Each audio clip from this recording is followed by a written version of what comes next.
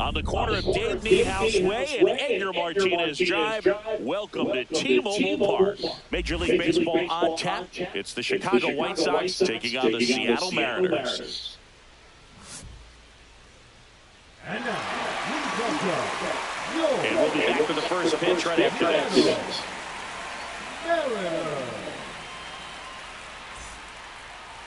First pitch, moments away. Our starter in this one, Logan Gilbert. Chris, how about a scouting report?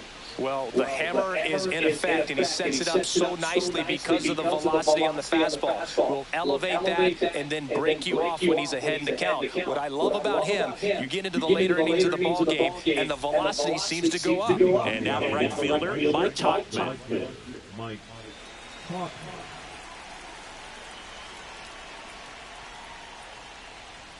And a fastball misses outside for a ball. And we're underway here this afternoon. First pitch, 4 o'clock.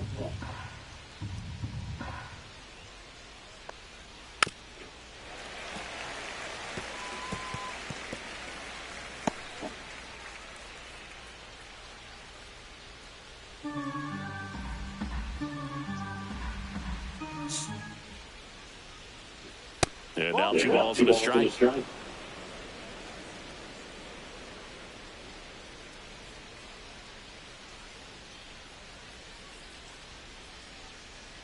And a foul ball.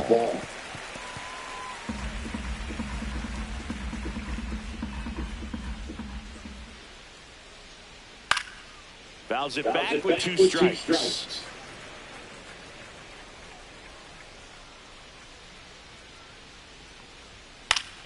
Stays alive.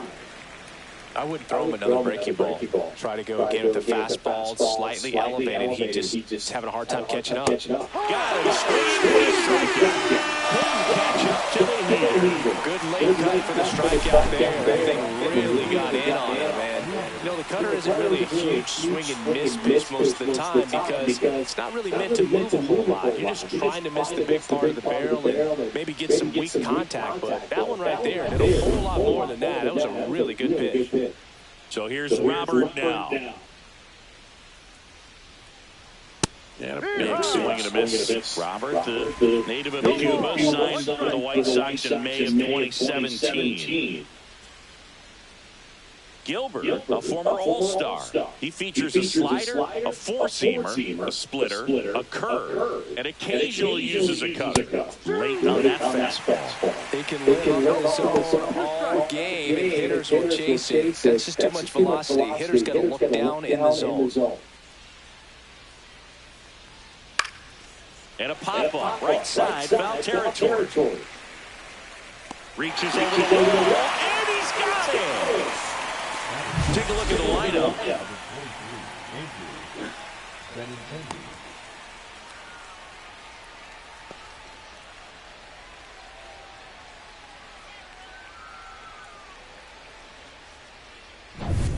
Two outs, base is empty. And up next for Chicago, Andrew Benintendi.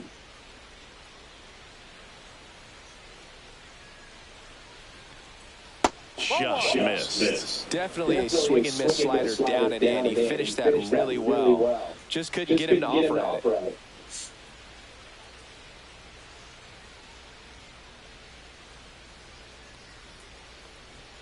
Next offering upstairs.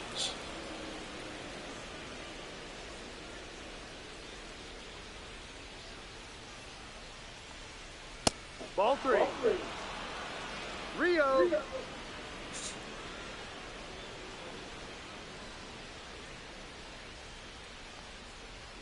Right through there for a strike. 2 out, space is empty. Swing and a grounder, foul first base side.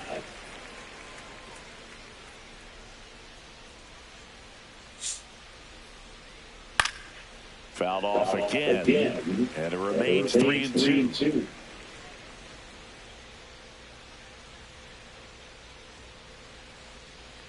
And that's ball 4. Tried another slider, but it missed the plate. Well, a breaking ball in that 3-2 count kind of tells you that that's the pitch he has the most confidence in right now. Just couldn't find the strike zone. Andrew Vaughn now. And that drops in for a strike.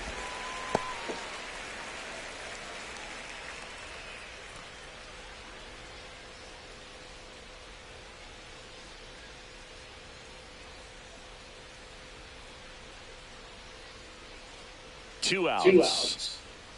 Outside low. And that is ball 1.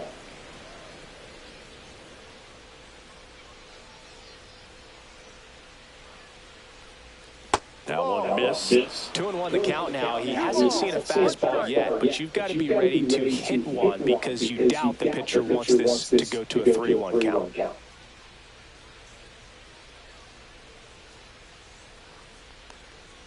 That one finds the zone, and the count is 2-2.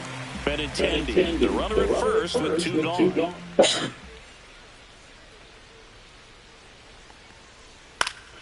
Gets a piece there. We'll do it again.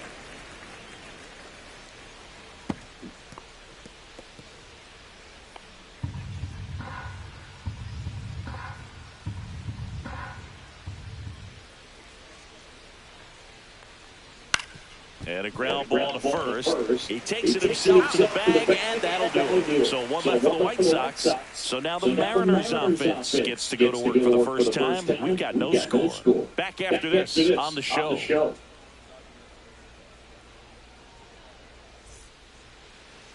Back here with my pal Siggy, getting the nod on the mound, Martin Perez. What should we keep an eye on here? He really relies on working down in the zone with that heavy sinker he's got. You know, it's not as popular to throw that pitch today as it used to be because guys are looking to hit balls down in the zone, get them up in the air. It's very important for him when facing same-side hitters to be able to get it in, especially early in the count, and to opposite guys to be able to throw it that front hip and run it over the inside corner. Well, that started and ended pretty quickly. No messing around right there. I could watch base hits like that one all day long, and so could every hitting coach in the league. Just a nice line drive into center field. And now it's Julio Rodriguez. That one's in there. Strike 1.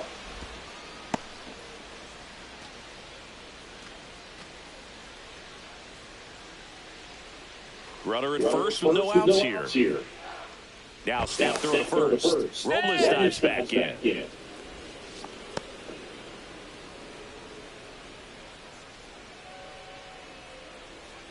0-1. And a swing and a miss. Well, the hitter shows the pitcher that he's willing to go after that pitch down in the zone. So perhaps he'll come back to it. Still try to get that ground ball double play. And 1-2. 1 ball, 2 strikes.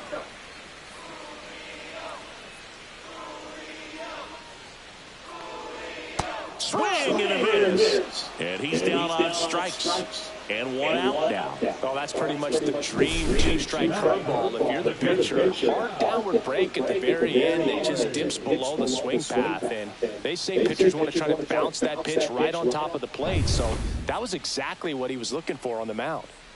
Cal Raleigh getting ready to hit. Ball 1, no strikes. 1-0.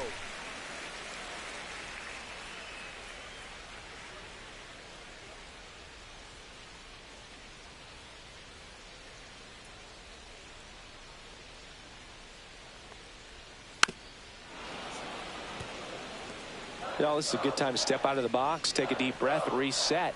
A couple of change-ups. Probably won't see another one here. Yeah, there's the strike.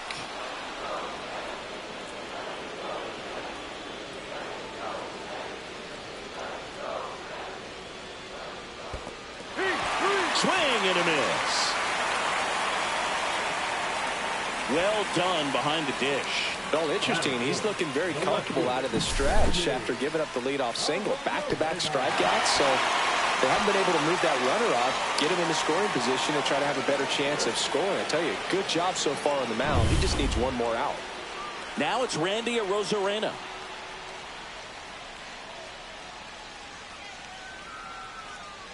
Foul ball there.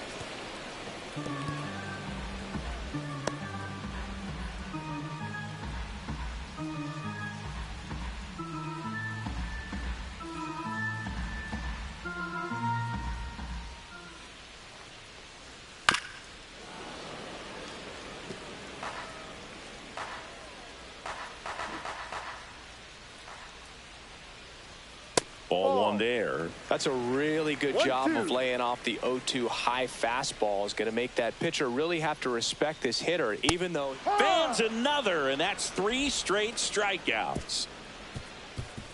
Mariners leave one. Scoreless after 1.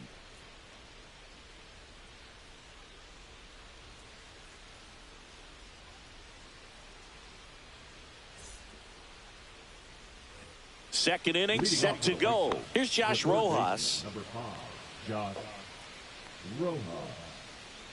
Gilbert back to work.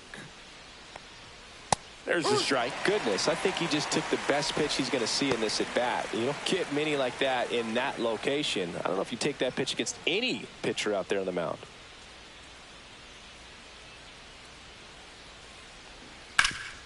Swing and a ground ball up the middle. Dives, but it kicks off his glove.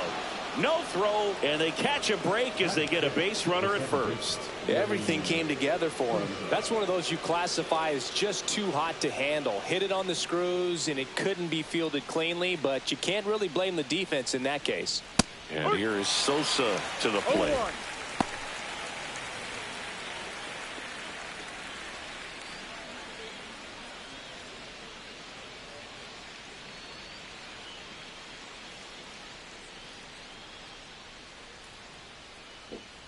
Fought off foul.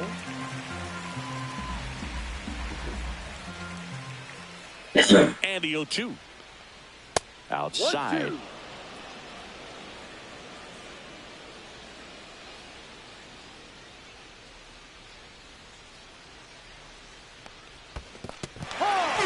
Swings and misses. And an excellent job keeping it right there. You hear people talk about letting the ball travel so often in terms of a hitting approach, and that's a great example why right there. If he's willing to let that curveball get a little deeper into the zone before he commits, he's way more likely to recognize that it's making a beeline for the dirt. On the other side, still a nice 2-strike pitch, though. And next to hit for the Sox, Miguel Vargas. And that is out of play. Vargas in his second season, 25 years old, and he was born in Cuba.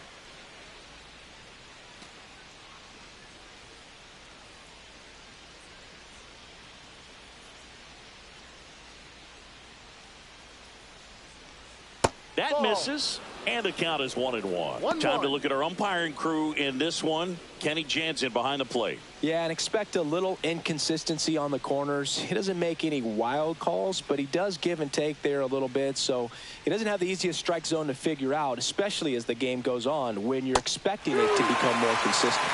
Rojas leads off first with 1 away.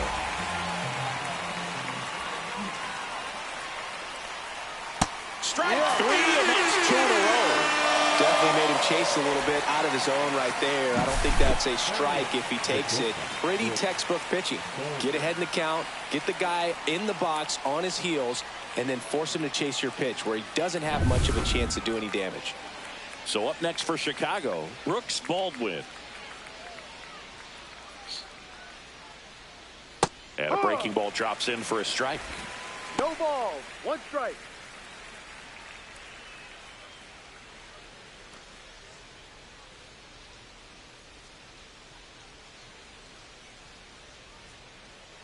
The pitch.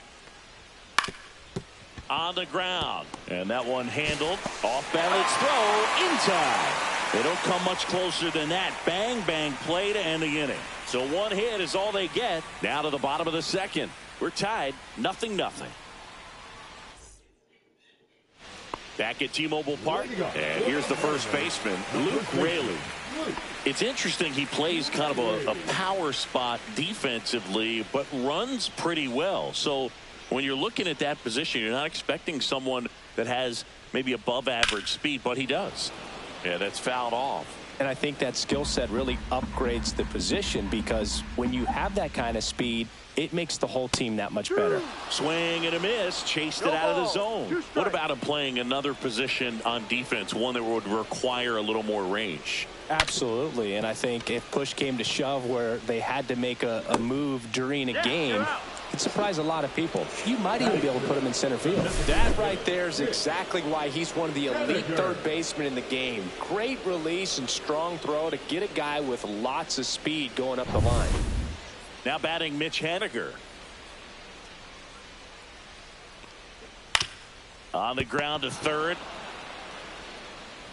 The throw to first. Out. 2 up, 2 down. This lineup's going to have to find a way to make him work a little harder out there on the mound. I mean, he is just mowing them down.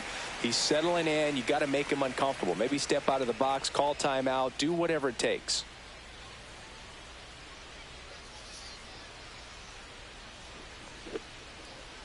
J.P. Crawford stands in with 2 away as he takes a ball. And that one in there at the knees for a strike. And 1-1. The shortstop takes the ball.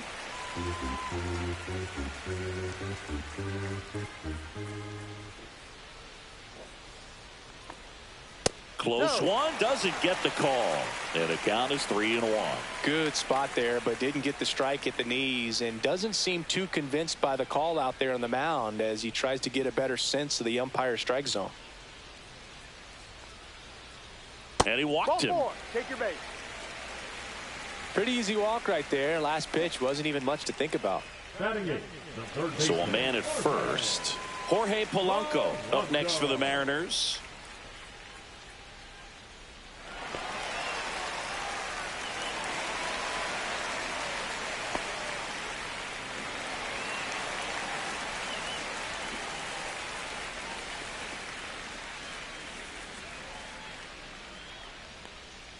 And that one's a little bit low. And that's ball 1.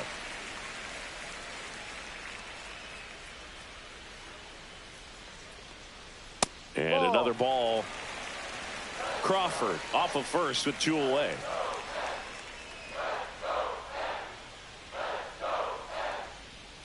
The 2-0 is in for a strike. In today's game, not that many fastball counts, but hitters still in the back of their minds, they're looking for one.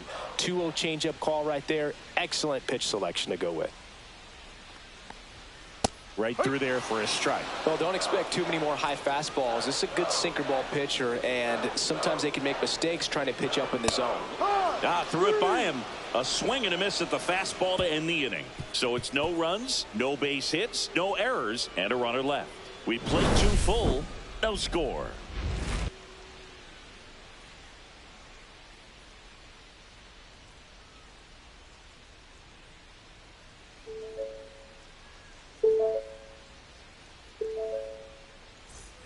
Back in Seattle, all set for the start of the inning. Here's Corey Lee.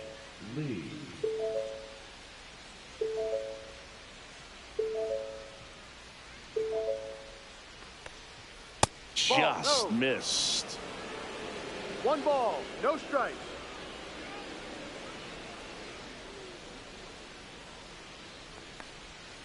Next offering is fouled back.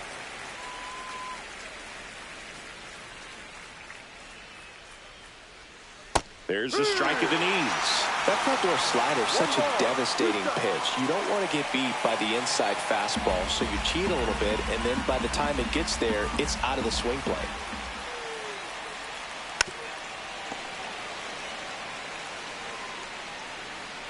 Another 1-2. To the right side. Moore. Slings to first. One up, one down. The right fielder, number 18, Mike. Here's Mike Tauchman. Went down on strikes his first time through.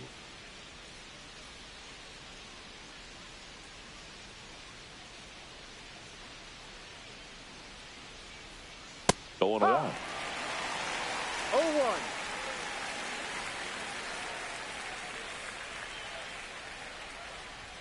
And there's a ball.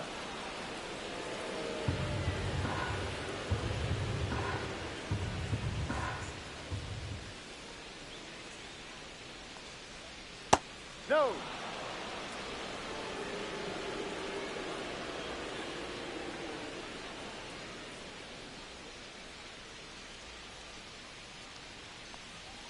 Swing and a miss. It's 2-2. One out, base is empty.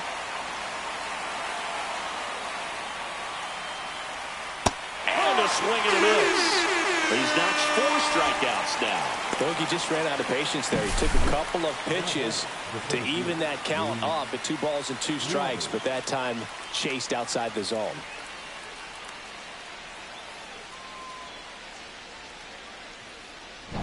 And now here's the big center fielder, Luis Robert. There's a strike.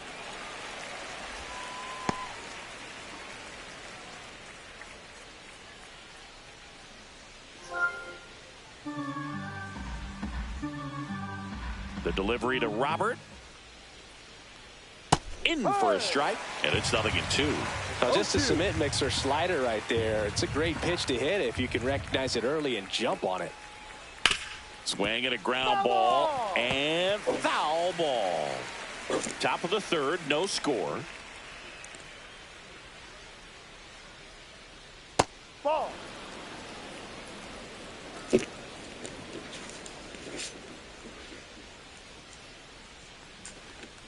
That one not close. 2-2.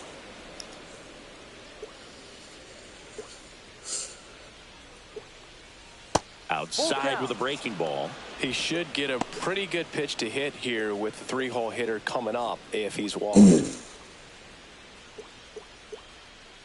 2 down, nobody on. And a foul ball, he stays alive.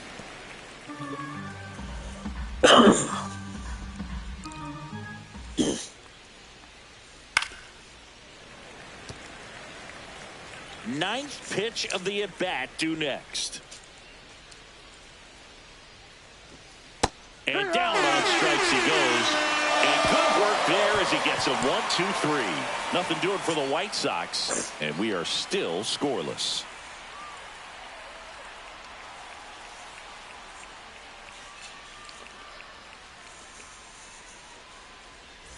And welcome back to the ballpark. Here's the veteran second baseman, Dylan Moore.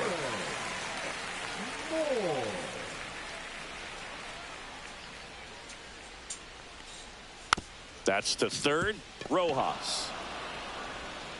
Zips it to first. Leadoff man retired here in the third. Good fade and sinking action of that changeup. Got that hitter to roll over. And now it's Victor Robles up to hit. 1 for 1 with a single so far.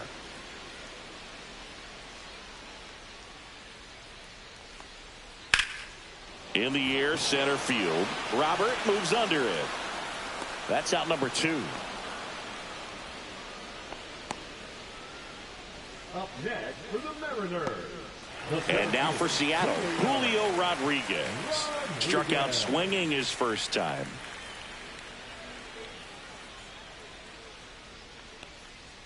Sliced hard but foul.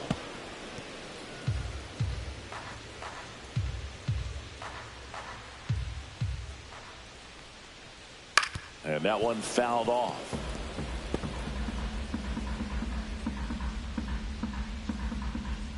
Two outs. Missed with a changeup. Now 1-2. Recognize that changeup right out of the hand. Just spit on it. Pitch misses, and the count's even at 2. 2 balls, 2 strikes.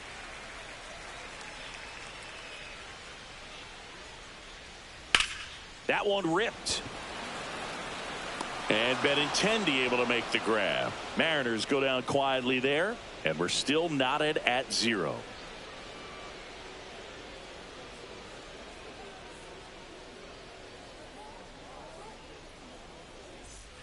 New inning getting started. Benintendi to the plate. Benintendi, the former first-round pick, Golden Spikes Award winner. And a first pitch fastball is in for a strike.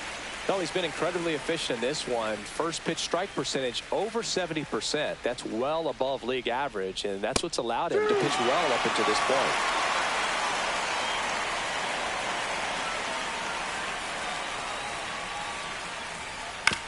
On the ground to the left, Crawford. And Benintendi is out. The first baseman, number 25, Andrew Vaughn. Andrew Vaughn steps to the plate for the White Sox. 0 for 1. He grounded out in his first at bat.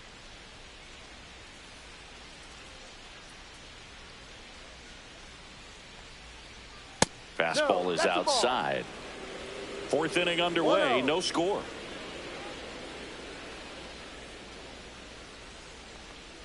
And that's in there for a strike, and now it's even. Generally, second, third time through the lineup, you want to be able to lean on those secondary pitches and command them. Looks like he's doing a nice job of it. That's a little bit low.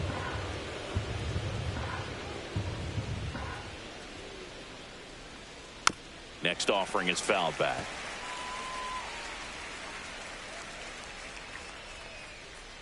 One down, base is empty. Fouled off, and they'll do it again.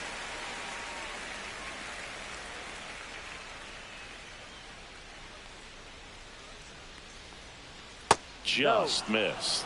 Really good take, especially with 2 strikes.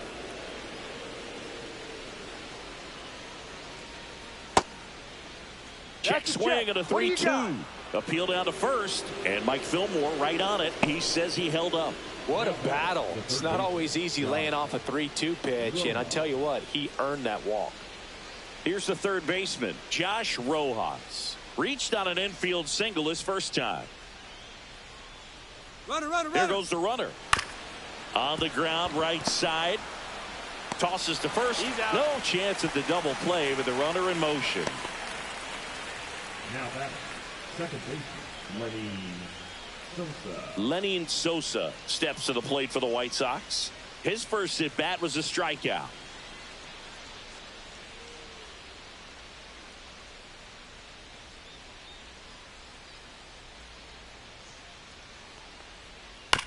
This ball's chopped on the ground, and that chance handled in plenty of time to first, and he has thrown 4 shutout innings. So no runs, no hits, no errors, and 1 left on base. We're midway in the 4th. We're tied 0-0. And we're back. John Chobby and Chris Singleton with you. And leading off the bottom of the 4th, Cal Raleigh.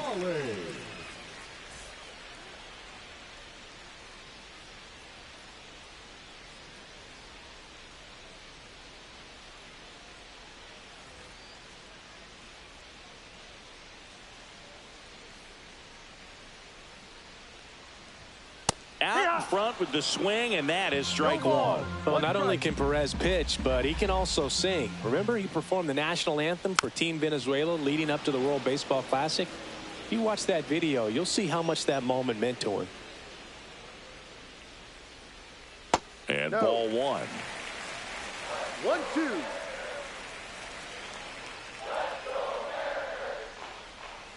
Good job to fight that one off.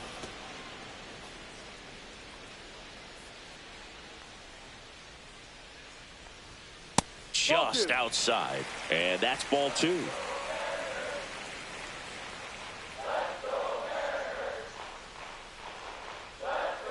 And it's fouled off. They'll do it again.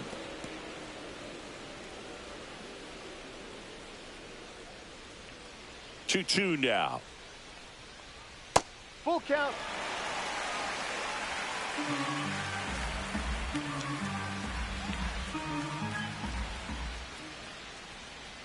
Spoils a 2-strike pitch, and he'll see another.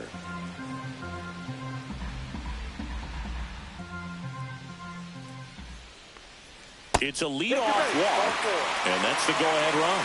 Well, that's a nice job of grinding out that at-bat. Saw a lot of pitches and ends up drawing the walk. Very gritty. And next will be the cleanup hitter, Randy Arozarena. Struck out swinging his first time.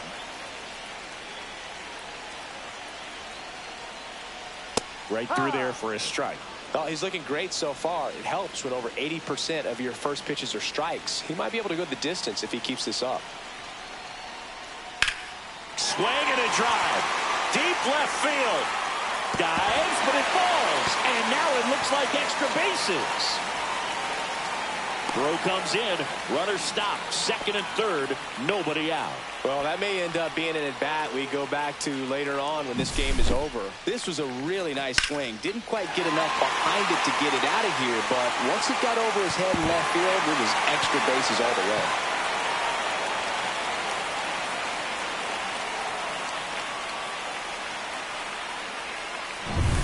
Luke Raley now at the plate. Golden opportunity right here. On the ground to third. Rojas throws out to first. And that is a big first out. Up next for the Mariners, the designated hitter, Mitch Haniger. And now the DH, Mitch Haniger. Grounded out his first time.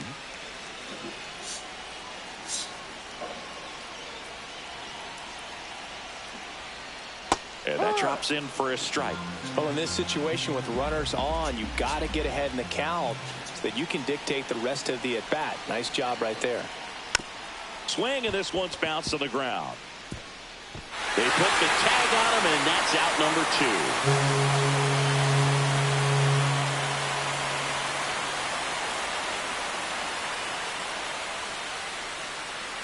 J.P. Crawford gets a chance to hit. Worked a walk in his first trip to the plate. And this is a big opportunity for him to pick up his teammate right here.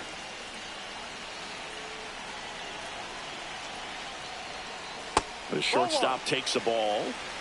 1 ball, no strike. Next offering is in for a strike. 1 ball, 1 strike.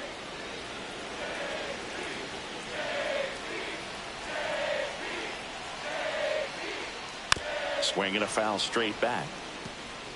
2 outs and a runner at third. We're here in the bottom of the 4th.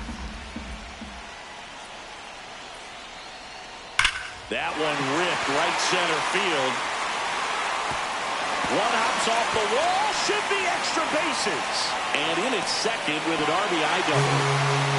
Comes through with the RBI. Everything was mechanically sound with that swing right there. I mean, that's pretty much what you're wanting to replicate with every rep you take. You want good balance, barrel directly to the baseball, and good long extension after contact out in front of home plate. Man, there are a lot of doubles in a swing like that. So, runner at second, 2 down. The batter now, Jorge Polanco. Ground ball to the right side. Lays out, but he can't squeeze it. He beats the throw, and now they have runners at the corners.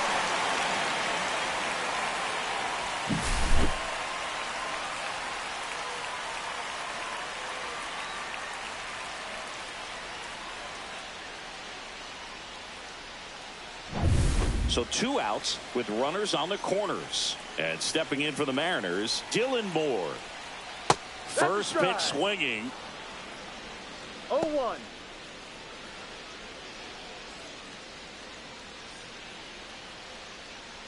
Runners at the corners with 2 outs.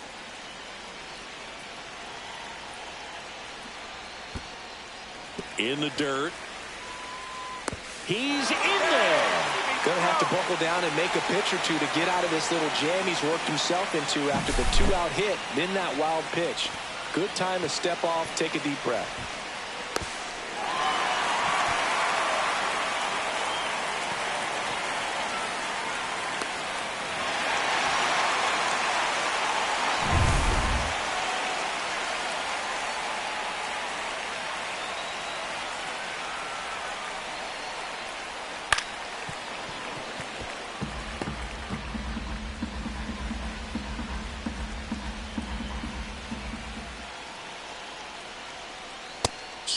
and a miss. Struck him out. They limit the damage here. But 2 runs for him, and they jump ahead. We played 4. It's the Mariners 2 and the White Sox nothing.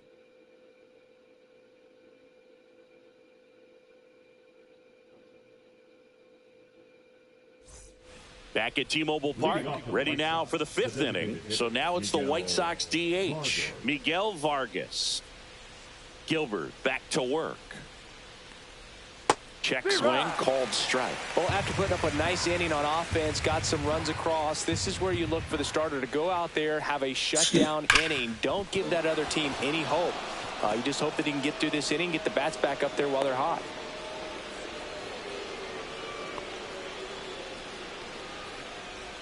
Dominant performance for him today, Boog. Just 2 hits allowed so far, no runs across either, and he's had an answer for just about every hitter he's faced. So I don't think this hit is going to knock him off his stride too much.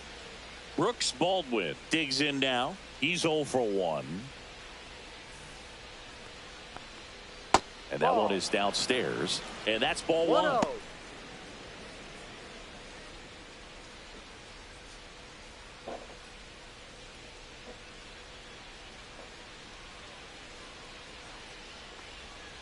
And that skips in the dirt. Chris, with that distraction and a speedy guy at first, he's in a favorable hitter's count. Well, if nothing else, I mean, this is a great spot for a hitter to be in.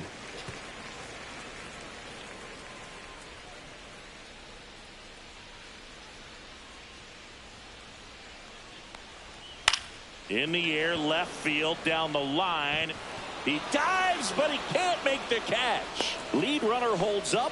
They're at first and second with nobody out. Showed some really nice patience in that at bat. Worked himself into a good count. That's a ball that a lot of times you'll see the shortstop or left fielder be able to get to if it hangs up in the air long enough. But right there, it just died and found a way to drop in on the green stuff for a base hit. So up next, Corey Lee rolled out to second in his first at bat. Not even close there. And it's 1-0. Well, the offense has gotten going, and a pitcher wants to go out there, have a real quick inning, get those guys back into the dugout so those bats can stay hot.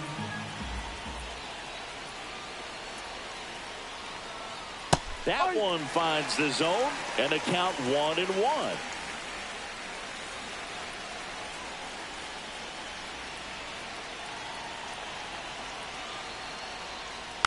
And that one fouled off.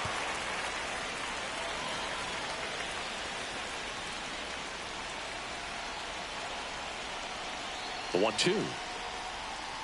Breaking ball in there. Got him looking. So he picks up his 6th strikeout of the ball game. Stepping in, the White Sox leadoff man, Mike Tauchman. 0 for 2 in this one.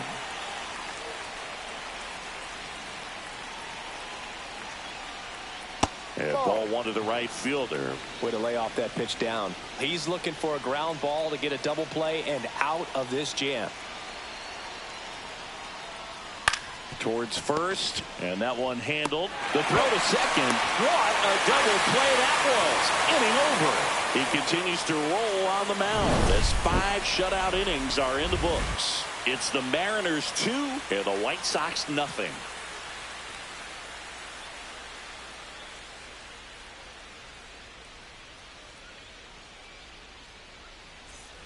Back in Seattle, here's Victor Robles. The right fielder, Victor.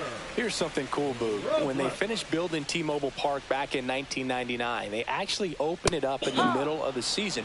I remember as a rookie with the Chicago White Sox, we opened the season at the Kingdome, and then when we came back later in the year, we were playing at T-Mobile Park. It's a beautiful place, great scenery from center field, and I always enjoyed playing here.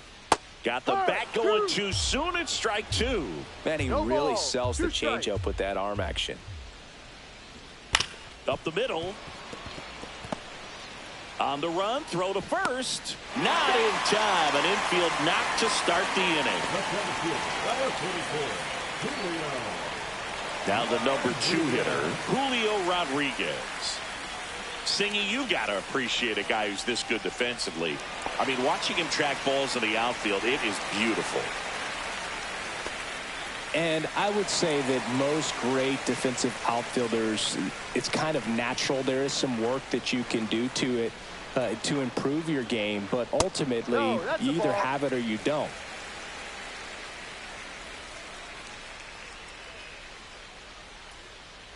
There's one guy that I can think about, Boog, who started as a third baseman, Alex Gordon, and then became an elite perennial Gold Glover out in left field for the Kansas City Royals. But he's a guy, when you watch him play, you would imagine that that's all he ever played in his life was the outfield.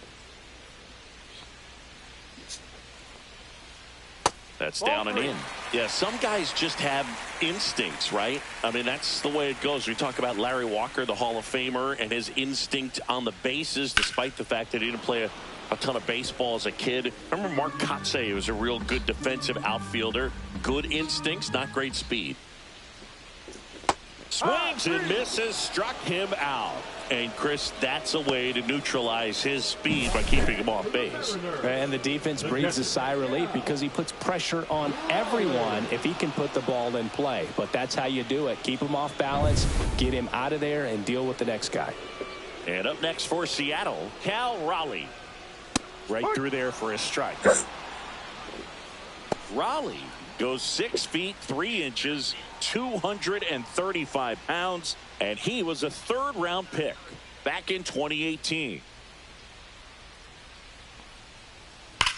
Slides, but he can't come up with it. They get it in quickly. So first and second, now 1 out. Seems like he got exactly what he was looking for right there. Not much to this one other than just a willingness to go the other way and put the ball in play. That's a team at bat right there. Nice job of staying back and letting the ball get deep. Now the White Sox manager is out of the dugout and will make a move to the pen. Martin Perez is done, and they trail as he exits, but he kept them close. A new arm will be on the mound after the break. The White Sox going with a new arm, number 64. Still pretty early in the ball game, so this bullpen has some work ahead of them.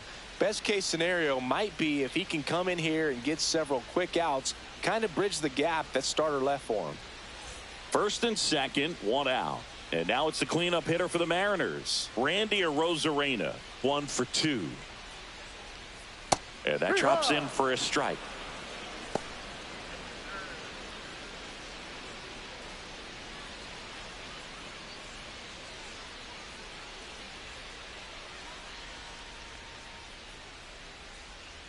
Two on, 1 out. Drilled in the air, high and deep right field. Tachman going back on this one. Onto the track, and he makes the catch. Runner tags at second. Now we'll see if moving up to third there pays off for him. He didn't have to tag and go, but now he can score a lot of different ways. Doesn't have to be a base hit. We'll see what happens.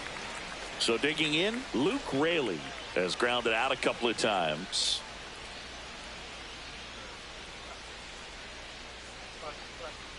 And that one just misses. A ball and no strikes. Double-barreled action in the bullpen. Jordan Leisure preparing to come on if needed. Boozer also throwing.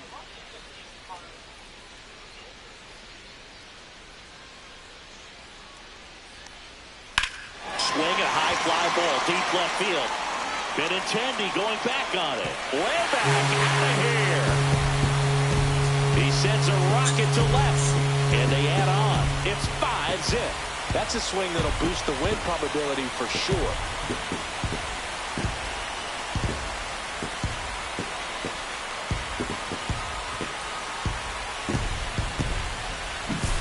When you're lacking velocity, it's so critical that you move the ball around, change speeds, even try to trick the hitter at times. But when you give up a home run right there, manager doesn't have a lot of patience because the velocity's not there to overcome and get the swing and miss.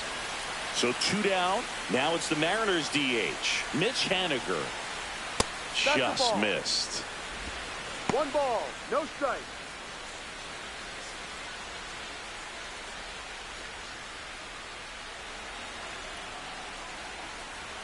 Two down, nobody on.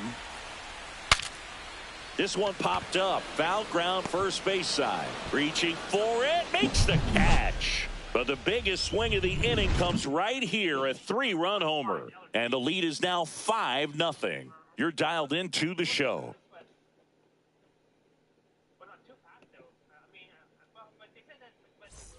And welcome back to the Leading off for the ballpark. White Sox, And now the it's center Luis fielder, Robert. Luis Robert.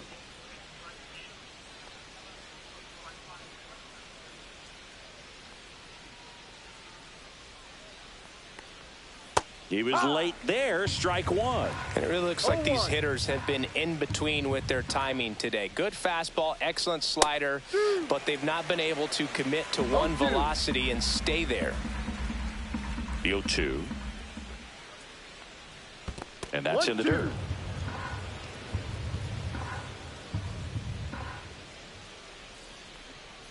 Swings through it, and that's a strikeout. He's really good hitting the baseball the other way, so credit the pitcher for having him out in front of that pitch. Clearly he had him fooled. Andrew Benintendi up to the plate.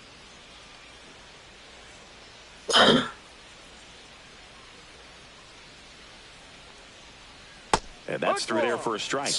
And it's 0-1. Base is empty, one away, and we're in the top half of the sixth. Swing and a foul out of play.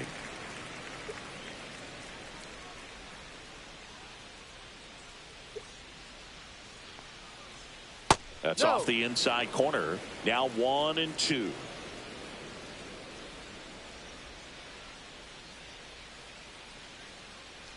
Swing and a miss. Splitter in the dirt. On to first. Out. Two away now after the drop third strike. That's about as nasty of a splitter as you'll come across, especially in terms of movement. I mean, that thing tumbles out of his hand and just drops off the table at the last moment. If he keeps it down, it's just so tough to put wood on. 2 down, base is empty. Andrew Vaughn steps to the plate for the White Sox. And delivers outside. 1-0.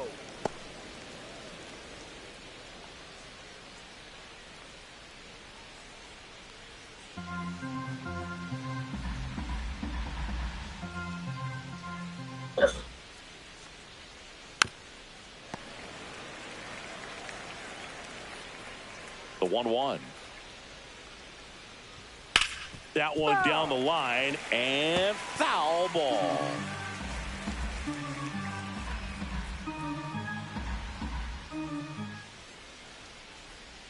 Just missed.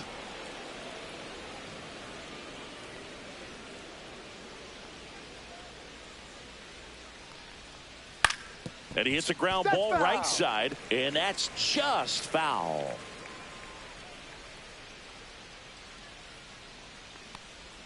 Just misses the mark outside the zone.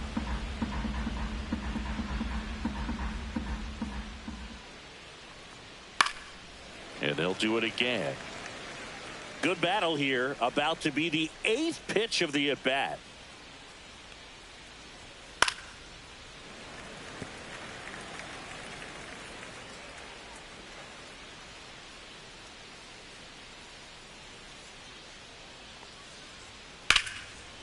Now a bullet to second base, but he's got it to end the inning. Make it 6 shutout innings for him out there now. It's the M's 5 and the White Sox nothing.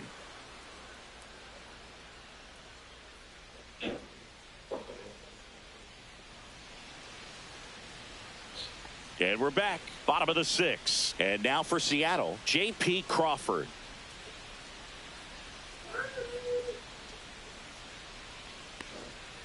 And first offering is fouled off.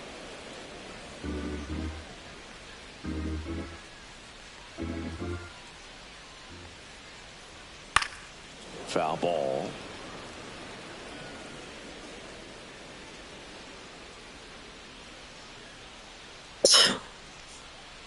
And a swing and a miss. One away. Oh, Boog, I'll tell you, when he goes to look at the video of that pitch, he's going to want to punch himself. That slider had hit me written all over it, and clearly he just got a little too excited and was out in front. Tell you what, when you get a pitch like that, you cannot miss it. Those have a chance to go a long way. Polanco in the box again, takes a strike.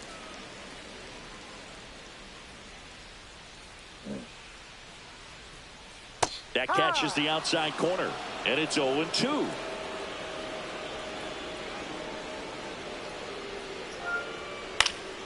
Knocks that one away, and we'll do it again. You could see he was trying to stay back long enough to handle the off-speed pitch, but just a little tardy on the fastball. Cuts on it and misses. That's a strikeout. Chase the fastball up the ladder for strike 3. Thought it was a pretty good pitch. Top of the strike zone. We're seeing more fastballs in that location. Hitters, especially with 2 strikes, have to be ready to pull the trigger. Out to short, Baldwin. Fires over to first. And the Mariners set down 1-2-3. Nobody left for Seattle, but they hold a 5-0 lead.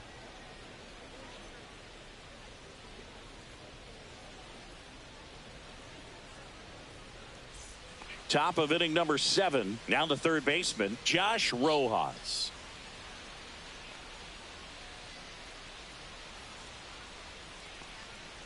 Seems like the hitters are struggling with their timing today. Kind of caught in between that sharp fastball and the nasty slider.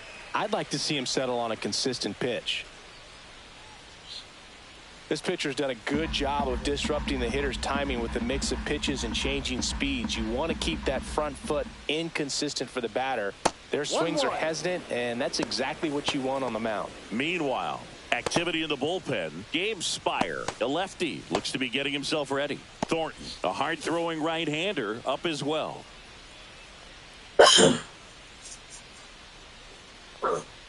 That's inside. Boog, he never moved because he never had time to. But that kind of velocity, you'd prefer that pitcher work away.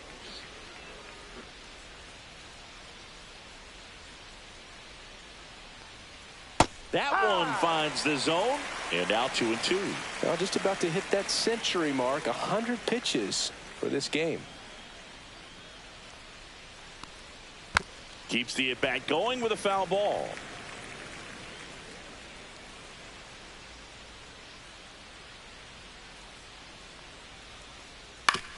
Ground ball right side. Raley steps on first for the out. Now batting, second baseman, Lenny Sosa. Here comes the manager out of the dugout, and he'll make a move for the bullpen. Logan Gilbert done for the day. Great effort out of him as he exits in line for the win. We'll tell you about the new pitcher when we get back. Now pitching for So out of the bullpen for the Mariners, Trent Thornton. And he's got a nice lead to work with, so he should come in throwing strikes, attacking these hitters.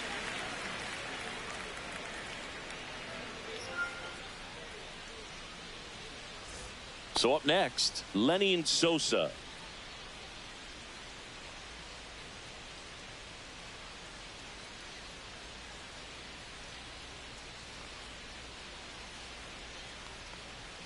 First pitch doesn't find the zone.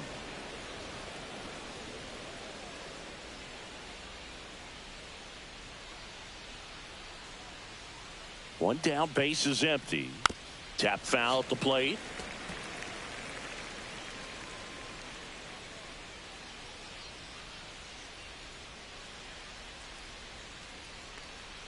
There's the swing and a miss. 1 ball, 2 strikes.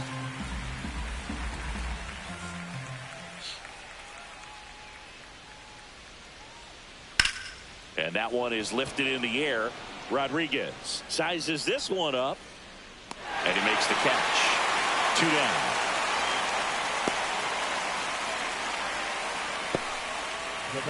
Two outs, base is empty. Miguel Vargas will hit next.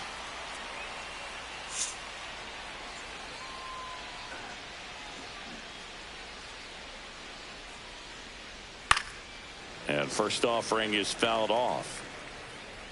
2 down, nobody on. Here in the top half of inning number 7.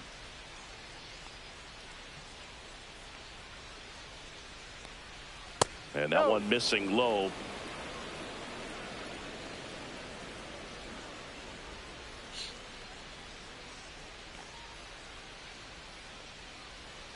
Check swing, no appeal. 2-1.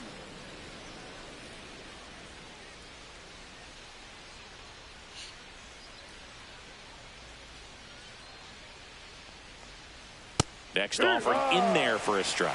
2-2. Man, 91 on the slider right there. That's a hard one. That's a low-end fastball for some pitchers.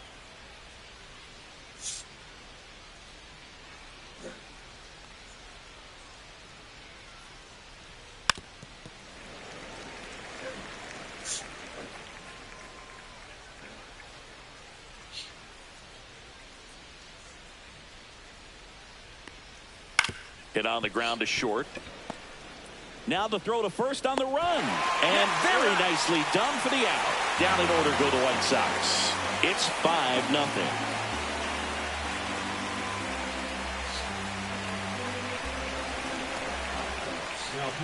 We're back in a new pitcher here to start the bottom of the 7th. Jordan Leisure. Well, they need someone to stop the bleed and keep the score right where it is. Seems like a tough task today with the way this lineup is swinging it. Back to the top of the order. Here's the Mariners leadoff man, Victor Robles.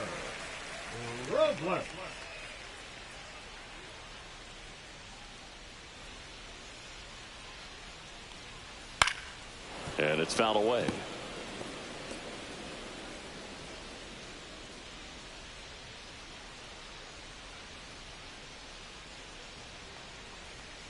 And that's off the inside edge. And the count even 1-1.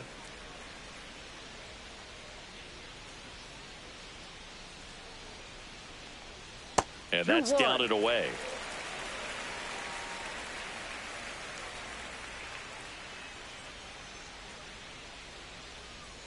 Swing and a miss, and that's strike 2. He has a tendency to chase out of the zone, and that slider that's down, that's one of his money pitches to get that swing and miss.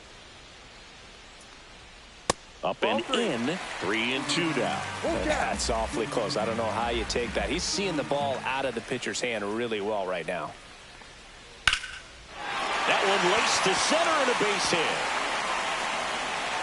Man aboard on the leadoff single. The center fielder, number 44. And now the center fielder, Julio Rodriguez. 0 for 3 in this one. And there's the strike.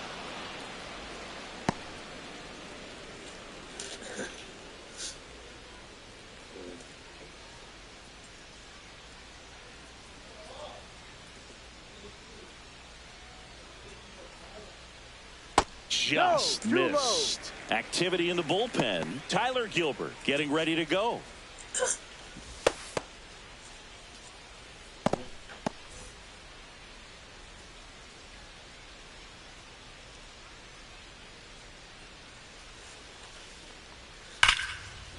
Hit hard, base hit.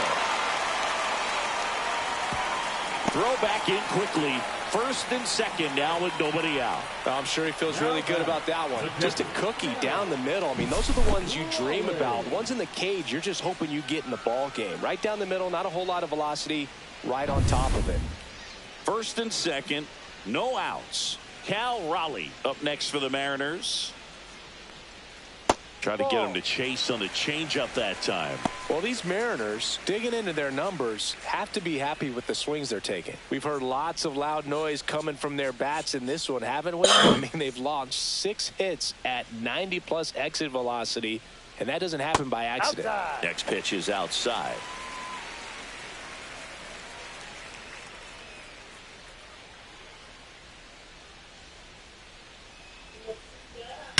Swing and a ball driven out to center. That's back there. And out of here. And they add to their lead. It's 8-0.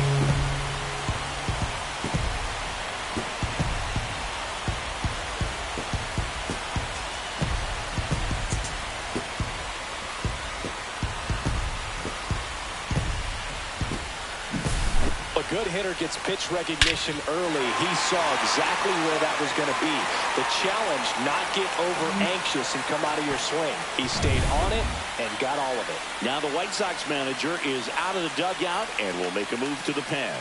Jordan Leisure gives way, and as he heads off, we'll step aside for a minute. Back with the new pitcher after this break.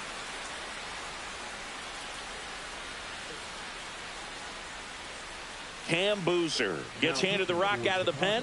I think it's got to be a little tough coming in out of the pen when your guys are trailing so big on the scoreboard.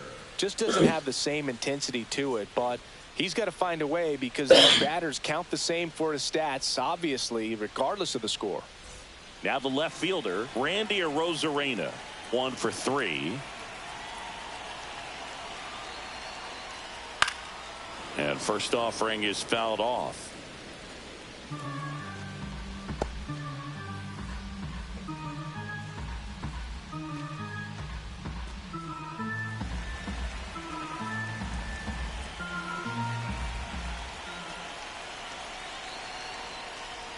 That one catches the corner for a strike.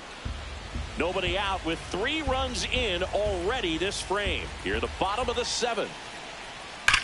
There's a swing and a drive. Lays out and makes the play. That diving catch right there is the kind of play that just fires up the team, whether it's to make more great defensive plays or to get back in the dugout and swing the sticks.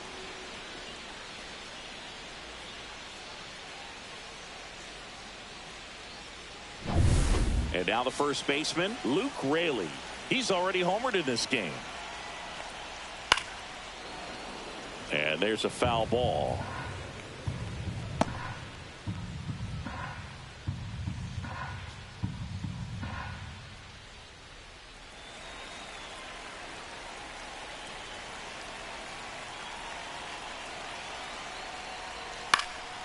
Swing and a ball lifted in the air. And Benintendi able to make the grab. And there's 2 down. Well, those can be pretty fun as an outfielder. Got to put it into his highest gear and go a long way to track that one down. Nothing better than that. You feel like a wide receiver playing football.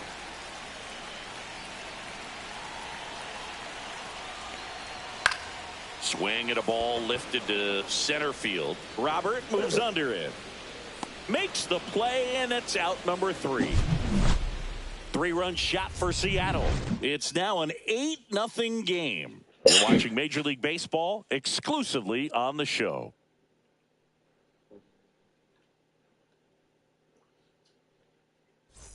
Back here in a blowout, which gives us a chance to talk about just about anything. Bro, don't get me fired. All right, Singy, you've tightened up the hairdo, but back when you played, how valuable was it to have a barber in the clubhouse? Well, Boog, I'm going to say invaluable. That's how valuable that it was, because I was the barber. Yes, I was the team barber, man. I'd be cutting hair 7:05 game. I'd be finishing cutting someone's hair at 6:45. Whoa. And I'd ask these guys, you're making millions of dollars. Why can't you go to a stylist and get your hair done? You're coming to the clubhouse pressuring me to cut your hair before a game.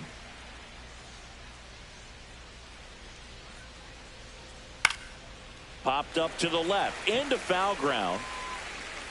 And there's 1 down. Up next in Chicago, the catcher, Corey Lee. Now, Corey Lee. Would they pay you? No, absolutely not. Not even a meal on the road. So I think it's great now that most of these teams have professional barbers that come in and make them look fresh before the games. That one's in there, and that's strike 1.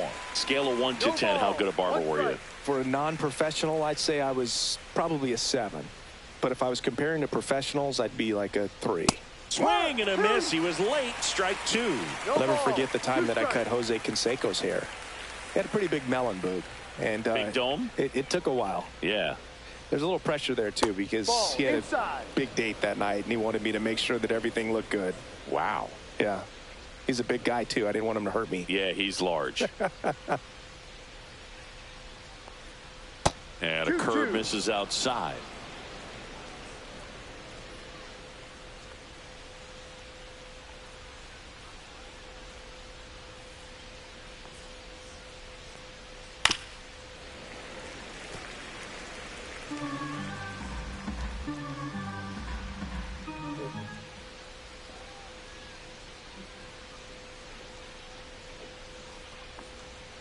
And that's downstairs and outside.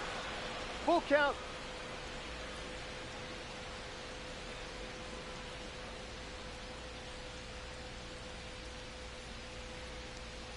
That's ball 4. Tried another fastball, but missed the spot.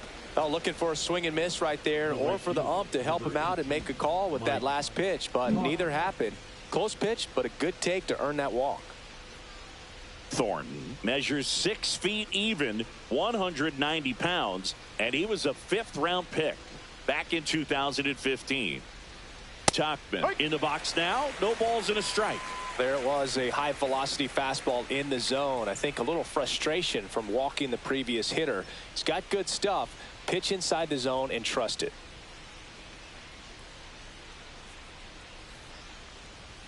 And that misses. And that is ball 1.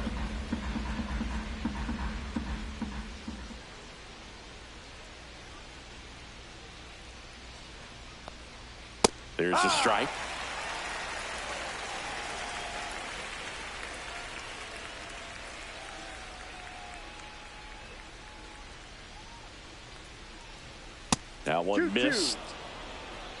Lee, the runner at first with one gone in the inning.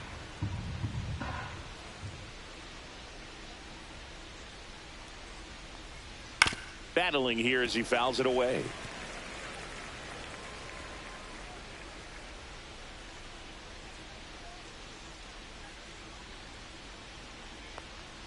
Inside, just missed. Full count.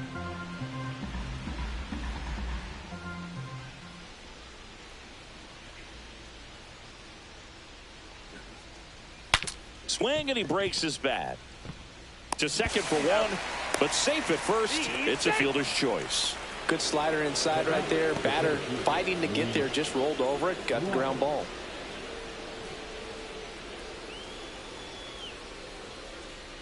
Luis Robert now.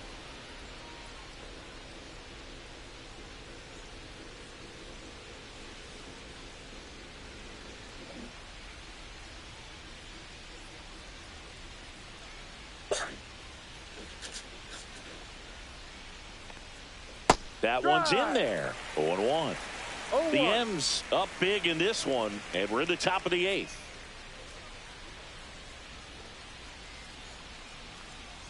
Swings through the sweeper. 0-2.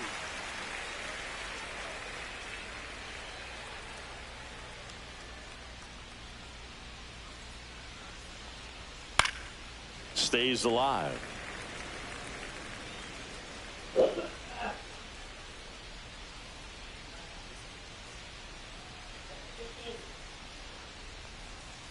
Ball.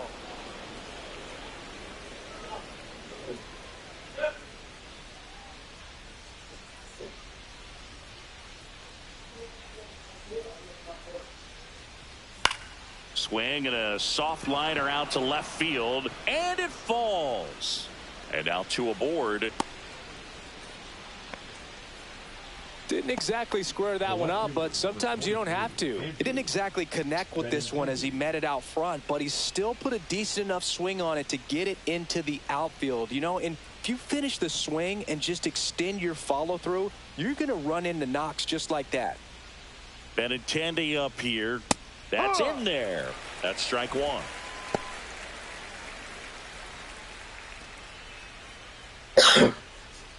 Two outs. Couple of base runners at first and second.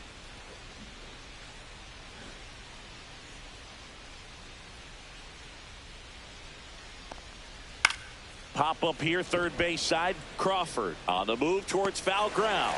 He's got it, and that is that. White Sox strand a couple, and they're on the short end of an 8-0 score.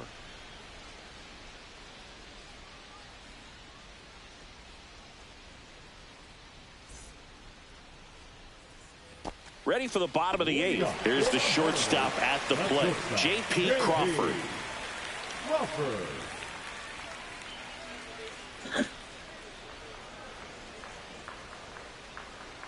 Boozer back to work. That misses off the outside edge.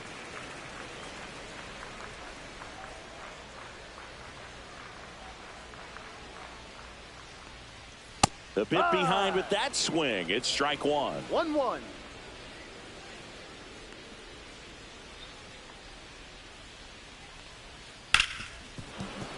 The 1-1 is fouled off.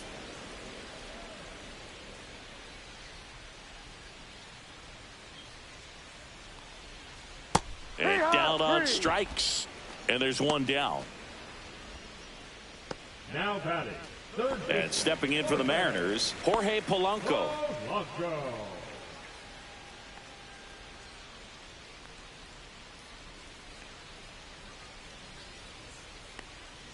Outside low, ball one.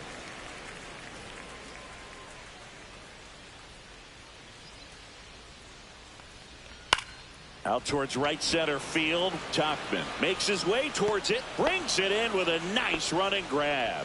And there's two down.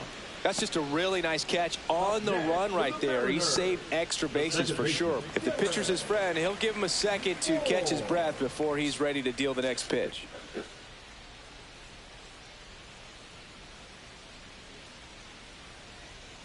Moore in the box with two gone, and takes a look at a called strike.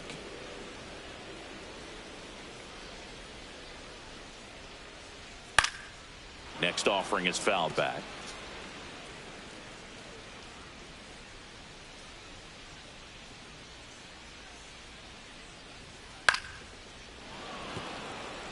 Well, 2 outs and a chance to put up a 0 on the scoreboard here, and that's not something that's come easy for this staff in this one. Foul ball, still 0-2.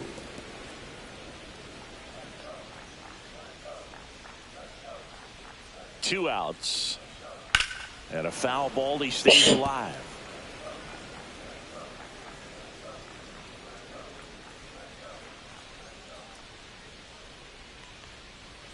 Pitch Ball misses one. there, and it's 1-2.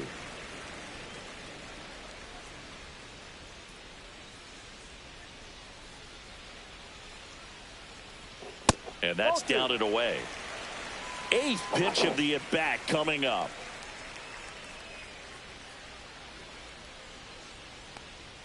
That misses, and the count's full.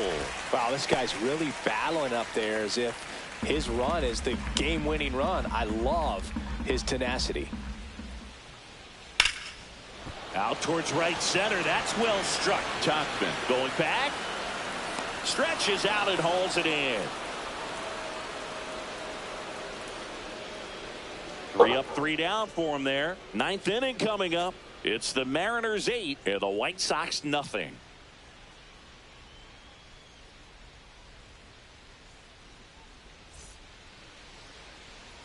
Back in Seattle, and here's the first baseman, Andrew Vaughn. Andrew Vaughn.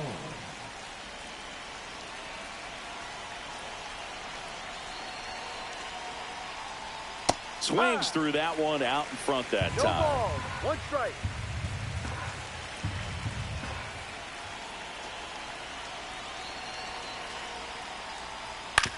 On the ground right side. He'll do it himself. He's and out. a quick out, number 1. The third baseman, number 5, Josh Rojas, the next to hit. And when you talk about elite defensive third baseman, this guy is at the top of the list.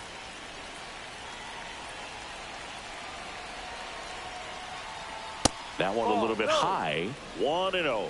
This guy plays ball, third no base strike. like he's a shortstop, and he welcomes the difficult play, can throw from so many different angles, and makes really tough plays look very easy. Swings and misses. And One it's ball, 1-1. one strike. So what are the skills you look for that make a really good defensive third baseman that elite? Well, Boog, one of the things I think about immediately are just the feet. Does he have good feet? Is he able to quickly react? And when you have good feet, you've got soft hands. And soft hand defenders are able to make tough plays look easy. The White Sox with a lot of ground to make up here at the top of the 9th.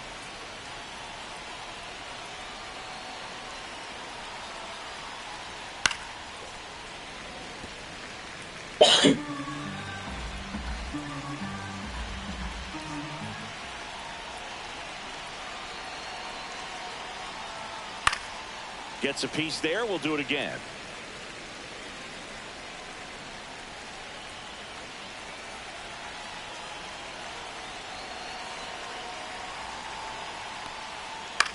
On the ground, and it goes just foul. Also really good at bat. What I like about this guy, his bat stays in the zone for a long time. Gives him the ability to foul off tough pitches. Not close with that one. Ball 2.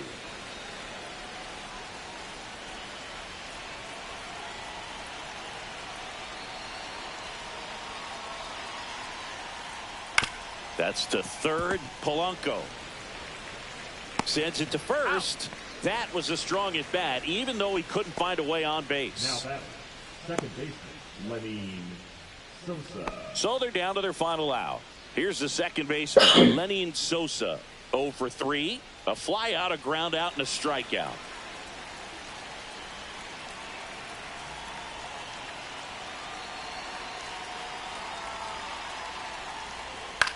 Sends it to center, and that's going to do it.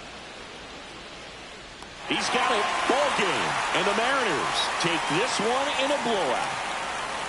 Well, we saw complete domination in this one. The offense exploded for a blowout, and then the pitching staff nails, locked down the opponent. This team did everything right today. 8-0 is how this one ends. For Chris Singleton and our entire crew, I'm John Shambi saying so long.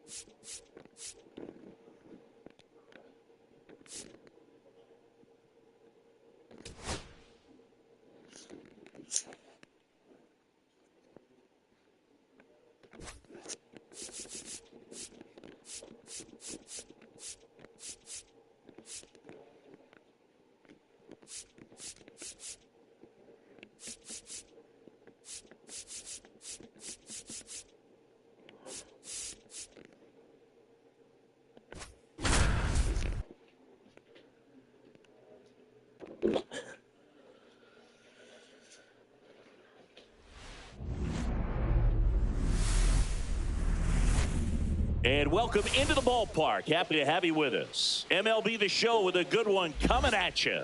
It's the Colorado Rockies taking on the Los Angeles Dodgers.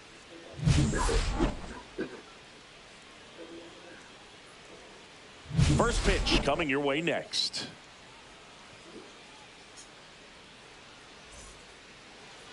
Just about set to go now. And today's starting pitcher, Shohei Ohtani. What's the scouting report on him?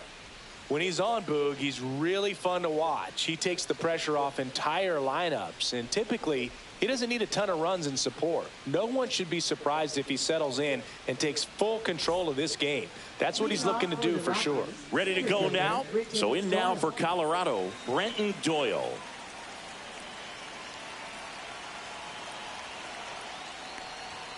Outside low.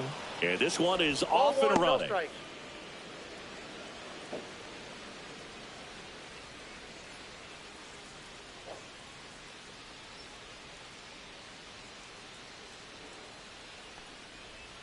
And the sweeper is off the plate.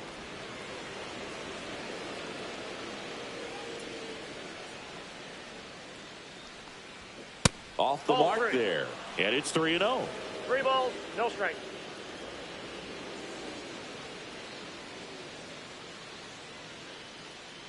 That one misses, so a leadoff walk. Now, this was a story we were paying attention to before the game. We've seen him give up walks in the past, and it's an issue once again early on. There's Ryan McMahon now. And a first pitch fastball is in for a strike. He might want to steal second in this spot, but he's dealing with a catcher that has one of the best pop times in the game. He needs to pick his spot very wisely.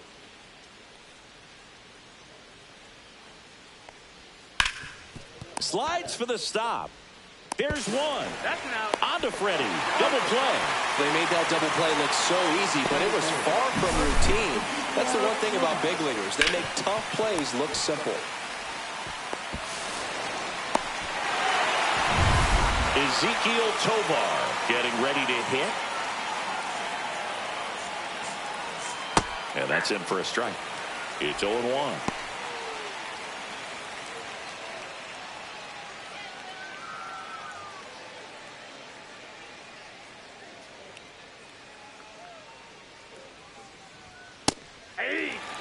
This guy's not wasting any pitches. Hitters got to get into swing mode. This is a good time to expand the zone. Throw something maybe down in the dirt. 2 outs, base is empty.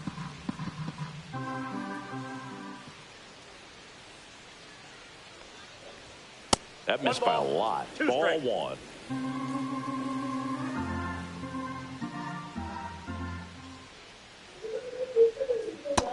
Two balls, 2 strikes.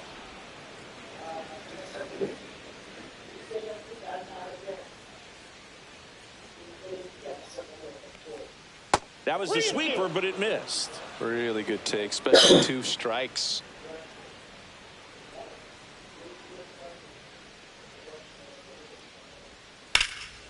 Fly ball down the line. Hernandez ranging after it. Makes the grab, and that's the inning. And the Dodgers are coming up to hit. No score.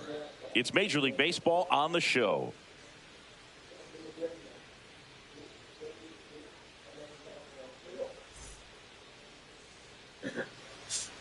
Back here at Chavez Ravine.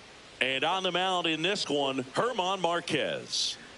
Power pitcher. He's going to speed you up with the fastball velocity, and out of his hand will explode the breaking ball. Very difficult for hitters to keep that front side closed and hit the ball the other way, because they know if they're not ready to pull the trigger, the fastball will beat them.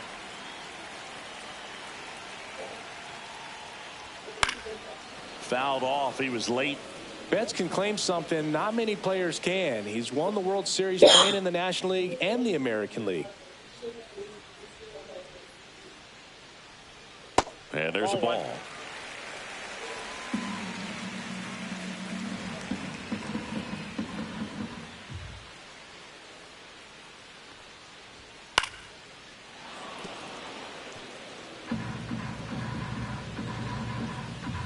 One, two now. Swing and a line drive ripped out into left center field. That'll touch down for a hit. Makes the turn and heads for second. And he'll make it safely for a leadoff double in the bottom of the first. He was all over that one. Nice line drive to the pull side right there, but he didn't spin off of it. That's the key. You still have to extend through the baseball in order to hit a line drive like that. Runner in scoring position. No outs. Tommy Edman at the plate. There's the strike. 95 of that one.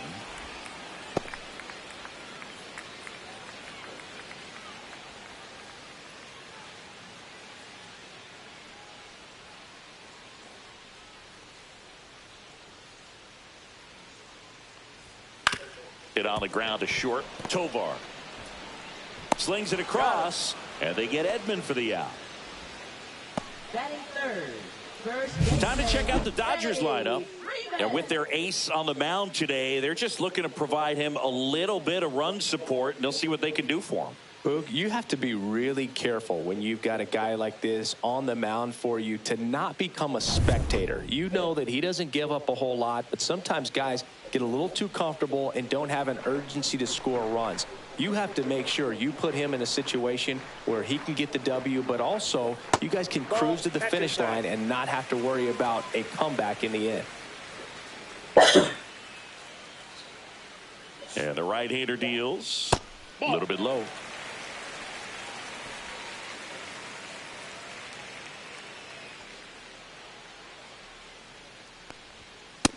Nope, that's a ball. Betts, the runner at second with one away.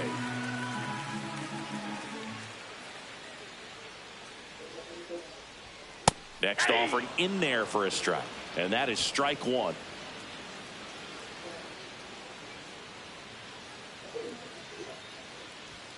Right through there for a strike. And boy, that was the pitch. 3-1. You want to be really aggressive on the fastball.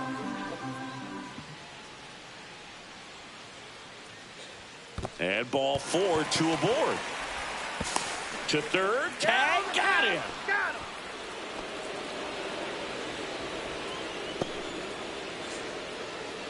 Batting fourth, left fielder, Oscar Hernandez.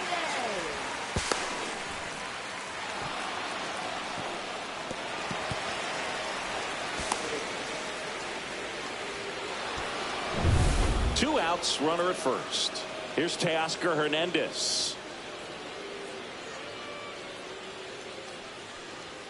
First pitch misses.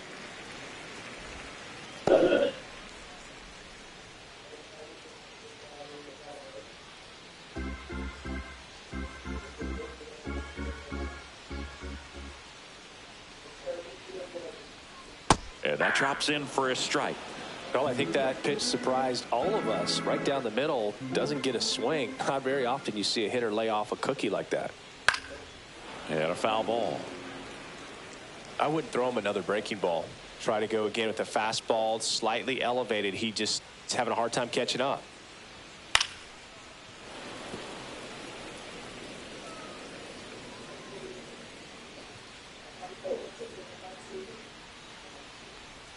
And that's outside.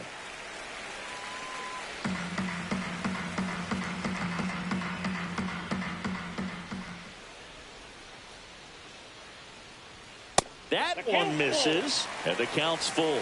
3-2, 2 out, runner on first. A lot of movement in the infield. Hitter's got to stay focused on the pitch.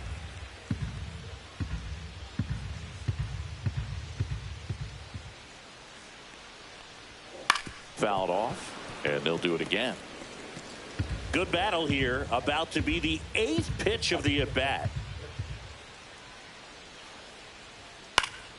Fouls that off to the left, and we'll do it again.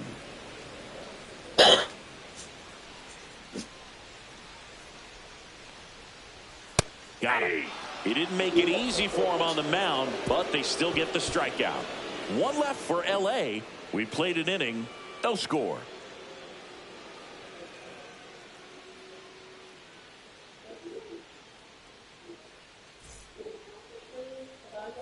Back here at Dodger Stadium, and now the first baseman, Michael Toglia. Ohtani, 30 years old now. Can't forget to mention he's a former MVP. Ohtani back to work. On the ground to short, Betts. Gets it to first. Leadoff man retired here in the second. Batting fifth, the designated hitter, Chris Bryant. Here's Bryant now. All right, Singer, you know I'm a dork. Shohei Ohtani, go back to May 5th, 2022 at Fenway Park. He tossed a complete game through 99 pitches. Get this, 81 strikes. It was the most strikes thrown with less than 100 pitches in a game since they started tracking pitch counts. That's just unreal. Comes up empty. That's strike two. James Kingsley, our plate umpire, consistent and maybe a little generous on the edges. Yeah, Boog, he'll give a little bit on the edges, like you said, but from what I've seen, he usually does that when a pitcher is just commanding those parts of the strike zone, and essentially they've earned it. The umpire rolls with them. Hacks and misses. It's a strikeout. Came after him with the fastball on 0-2, and that's a pretty good demonstration of what power pitching is all about. He's got the stuff, obviously, and right there he used it to put his opponent away without needing to waste any pitches. Now here's Nolan Jones. That one finds the zone. That's strike one.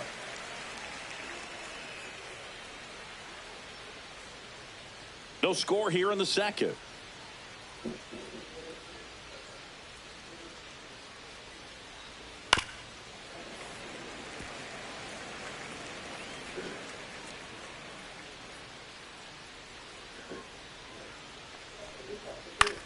Swing and a ball hit out towards left center field. Hernandez grabs it on the run. We'll go to the bottom of the second. No score.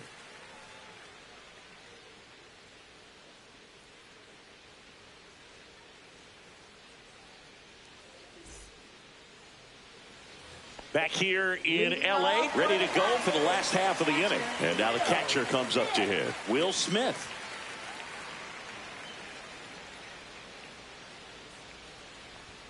There's the strike.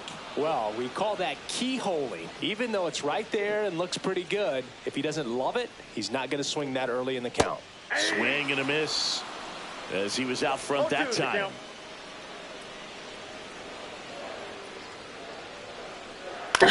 That one to first, Tolia. And he takes it himself for the out. Batting sixth, third baseman, Max Muncy. And now it's Max Muncy. Big time power. One thing with Max Muncy, and it'll be interesting to see what he throws here. He hammers the fastball. Outside, that's a ball. That one outside. And that's ball one.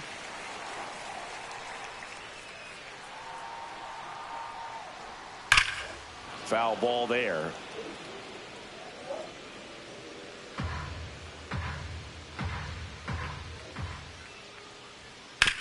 Sharp grounder. That's through for a base hit. So they get a man aboard with a one-out single. Couldn't have timed it up any better than that. Smash that one through the infield for the knock. When it's hit that hard, it makes it very tough on the infielders to make any sort of play.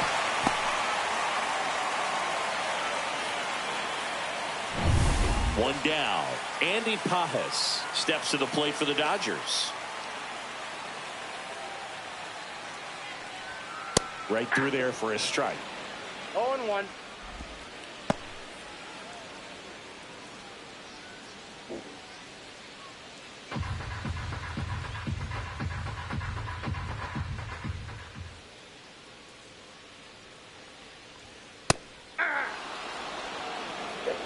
Well, he's gotten ahead with 2 pitches down in the zone. He has plenty of options right here. He can go up, he can go away, he can add velocity, he can subtract. Went back to the sinker, and it was successful. No, that was a pretty poor at bat. He just never got the bat off of his shoulder. I mean, you got to go up there looking to swing at some point, especially once you're down 0-2. And at that point, make an adjustment, look to put the ball in play if it's anywhere close. And I'm just not sure what the plan was there. The batter will be Michael Conforto. A little out front there as he swings through it. 0-1's the count.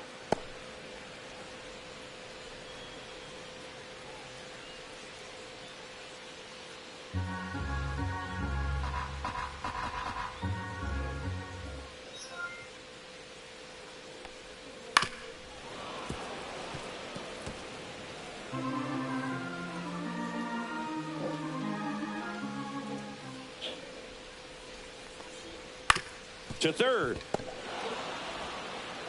Throws to first in time, and that will end the inning. So the Dodgers leave one. We'll move to the third with no score.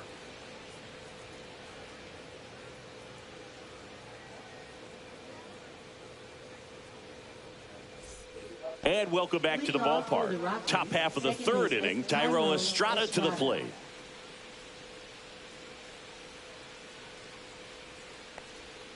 And that's downstairs. And that's ball one.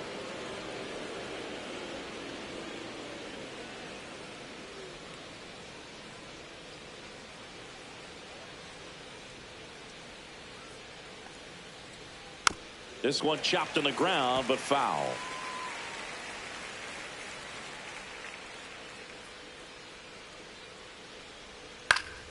The 1-1 is fouled off.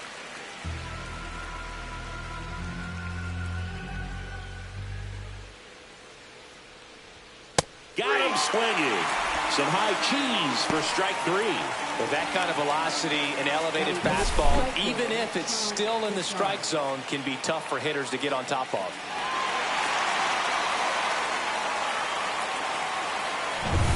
Now it's the right fielder, Sean Bouchard.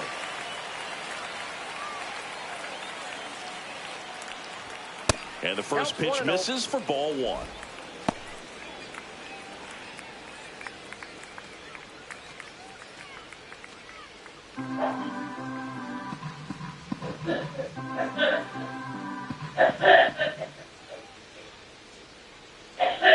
Just off the outside edge. 1 out, base is empty.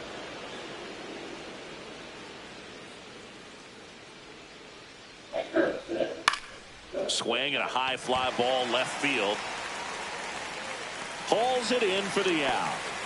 Just pulled off of it a little bit right there. That front shoulder coming open instead of staying closed. If he does that, he's going to be able to go up the middle the other way with some authority instead of a fly out to left.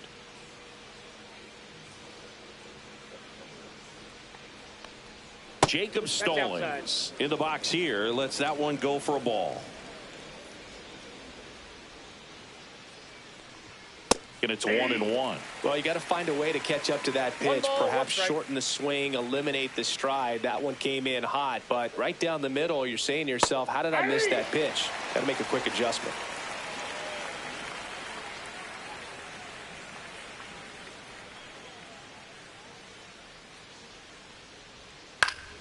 Foul ball, still a 1-2 count.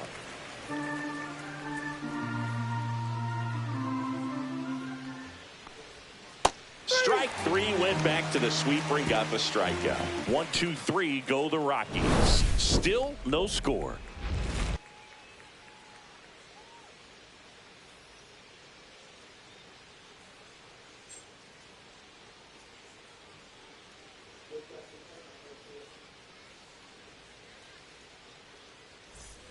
As we go to the last of the 3rd. And now the rookie second baseman, Hye-Sung Kim.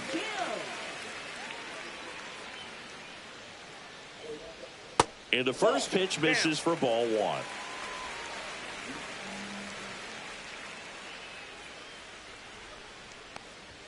Check swing. Did he go? No, he didn't.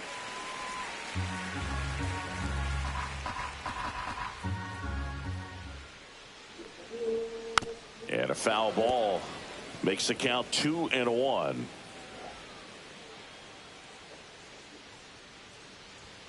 That one is upstairs. 1 strike.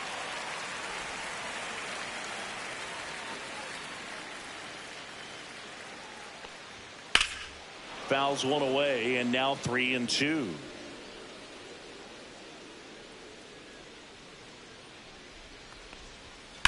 The other way, and there's a hit. And that turns the lineup over.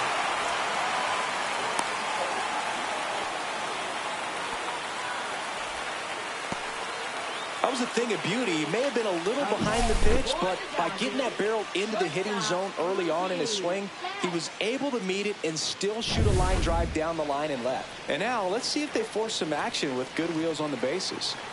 Now it's Mookie Betts. The shortstop takes the ball. 1-0.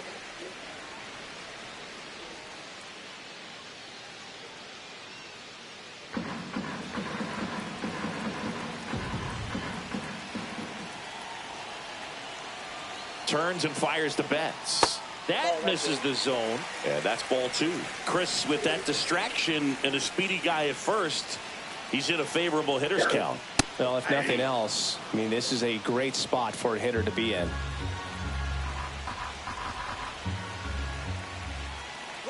Runner on the go. Pitch is high. He's safe at second, and he easily steals the bag. And the go-ahead run is now in scoring position. You know what? I like the aggressiveness right there. It looks like it's going to be tough to score in this one. Really good pitching so far. So why not try to put some pressure on him and see if he can steal the bag, get into scoring position.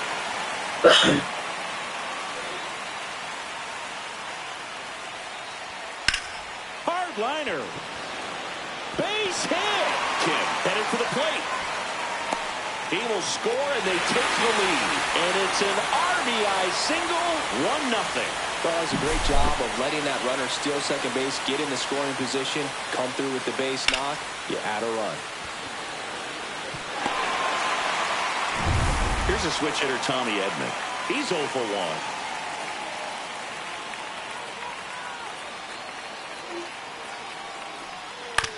Grounder might be 2. Tovar tossed to second. On to first, double play. He's so good at coming across the bag and snagging it with the bare hand to throw. I like the flair that he brings day in and day out. Freddie Freeman up to the dish. Walked his first time. Oh, he doesn't get the call. Ball 1.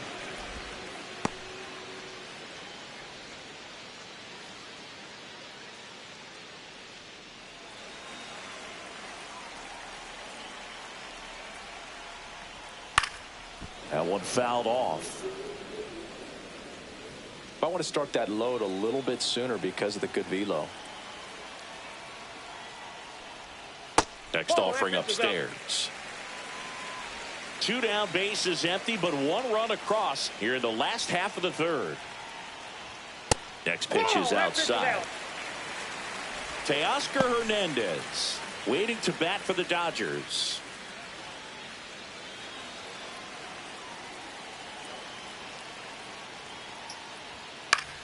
Swing and a ball popped in the air, and that's the third out.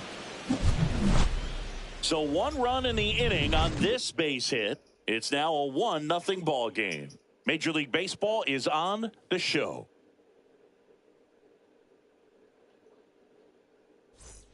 Start of the 4th. Here's the Rockies leadoff hitter, Brenton Doyle.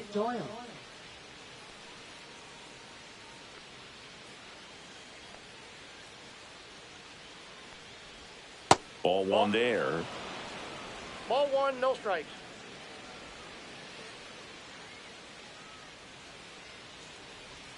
Swing and a miss. And now it's even 1-1. I got 1 ball, 1 strike.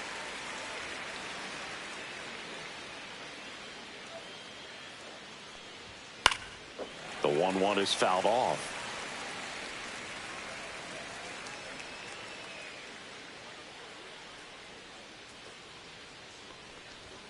And that one upstairs. Tough take right there. He swings at that more often than not. Cut on and lifted in the air. Corrals it. 1 up, 1 down. Now batting, third baseman, Ryan McMahon. Ryan McMahon steps to the plate. 0 for 1 so far.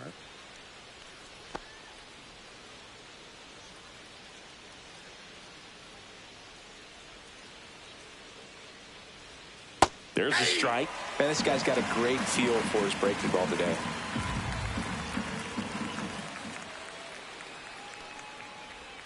Just off the outside edge. And 1-1. The Rockies hitless so far in the game. Cuts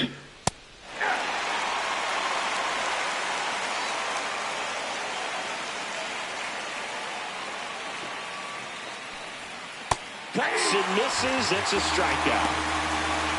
We're going to take a look at the pitch sequence of that at bat, and the thing to notice are the pitch locations. Every single one of them on the edges of the strike zone, and as a hitter, that can be pretty frustrating because you don't expect the pitcher to be able to make quality pitches one after another like that. And so those are tough spots to do damage, and a great demonstration of pitch command, and it got him a punch out that time. And now Ezequiel Tovar. There's a strike.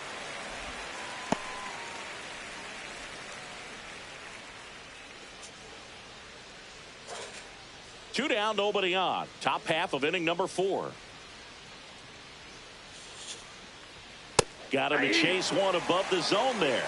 So hard to touch. Being at the top of the zone, 99, 98, even 97.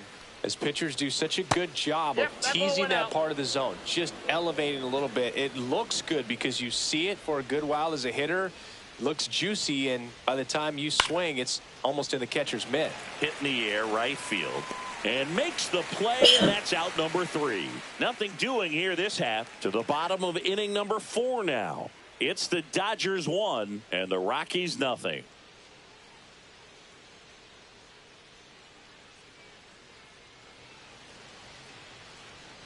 Back here at Chavez Ravine, John Chambi and Chris Singleton with you. And leading off the bottom of the fourth, Teoscar Hernandez.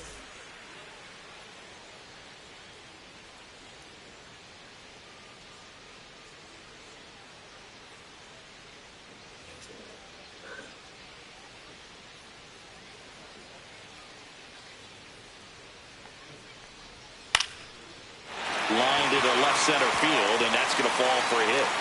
So a man on base to start the inning.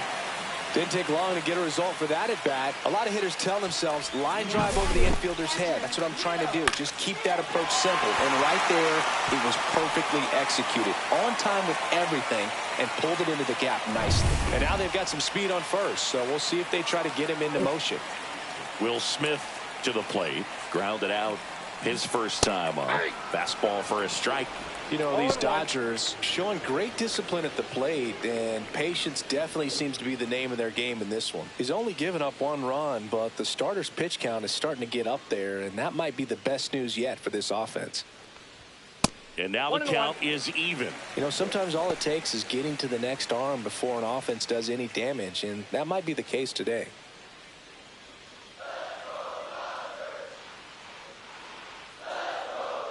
Marquez over to first. No, he's safe. Hernandez back on a dive.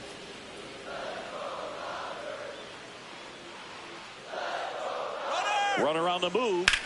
On the ground, right side. And foul ball. Hernandez gets his lead at first with nobody out. Next pitch downstairs. And the count is even, 2-2.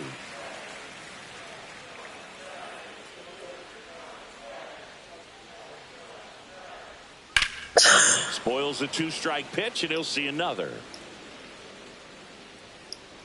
Clearly hoping he could get a swing and miss on that, but doesn't fool the hitter with that breaking ball. Nice job, just couldn't keep it fair. Fouls it back with 2 strikes.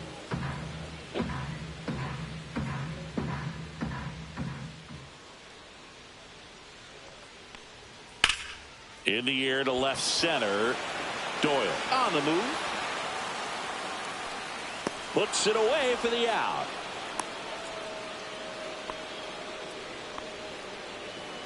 Now batting, third baseman, Max Muncy. Max Muncy at the dish. 1 for 1 with a single so far.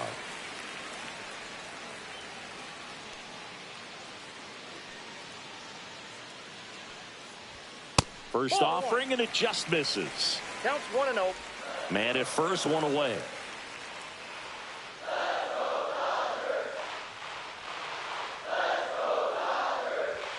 Next offering is in for a strike.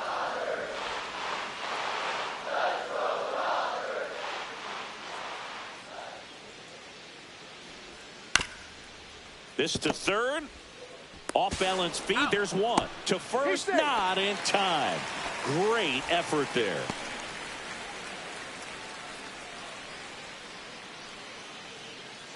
Andy Pajas digs in now. He was a strikeout victim his first time.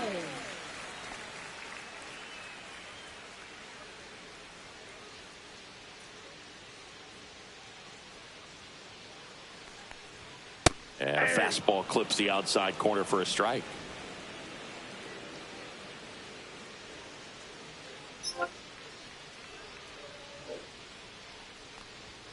Right through there for a strike. And a bat like this is almost over as it begins. In this situation, you have no idea what the next pitch is going to be. You just got to hope that you can make contact.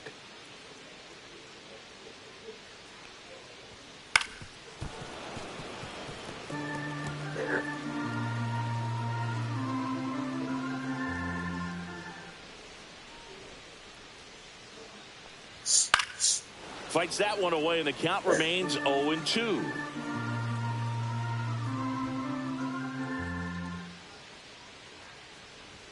And ball 1.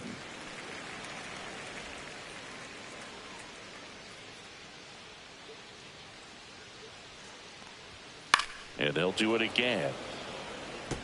That wasn't an easy pitch to hit. It's much easier to do damage against mistakes, but that's not what that pitch was.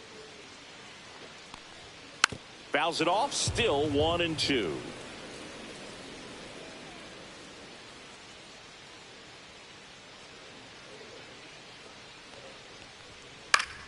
Gets a piece and stays alive.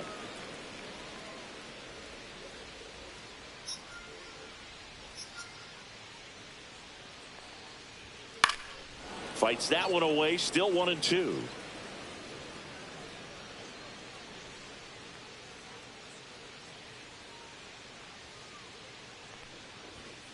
And that's ruled a swing. It's a strikeout. One left for LA, but they lead it 1-0.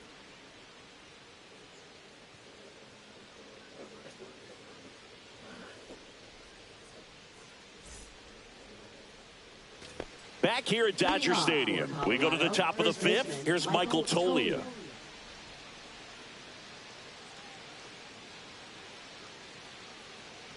Ohtani back to work.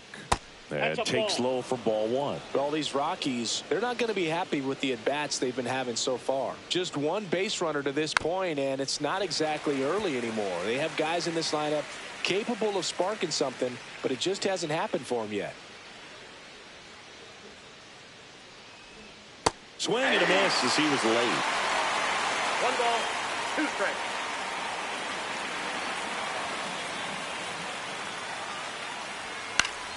Keeps the at-bat going with a foul ball. He's been pitching well, but going through this middle of the order second time through, we'll see what kind of adjustments are being made. That one way inside.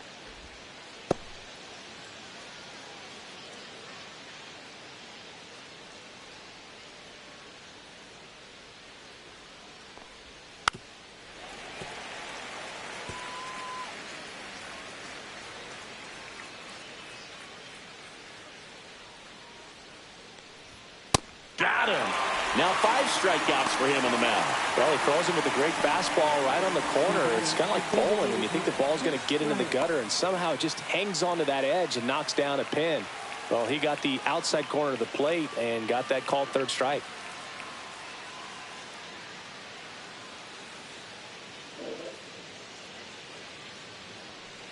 Chris takes a fastball for a strike. Pretty rare location right there, right down the middle. This guy paints the edges. I'm not sure if you're going to see that pitch again as a hitter. One down, base is empty. KB takes low.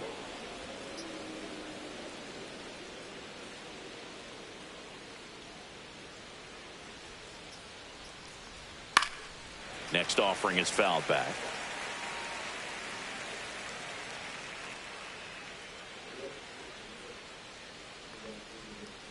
Strike 3, and that's 2 in a row. Well, that's always the key to effective pitching, is getting ahead in the count. And as a pitcher, it really allows you to start expanding the zone. Hitters become defensive, and all of a sudden that plate starts to get really wide. And what happens is, because of the pressure, you end up committing to a pitch as a batter before you recognize what it is, and that's what leads to the strikeout. Here's the left fielder, Nolan Jones. He's 0 for 1.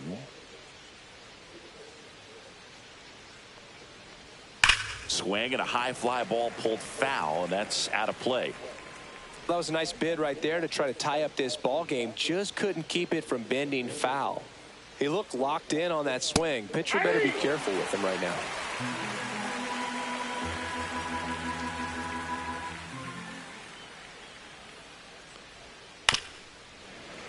And it's fouled off. They'll do it again. Looking sharp, just a strike away from 5 shutout innings. 2 down, nobody on. Swings and misses. It's a strikeout. And he strikes out the side for the second time today. Impeccable command in that one. 3 batters, 3 strikeouts. That's electric stuff out there on the mound.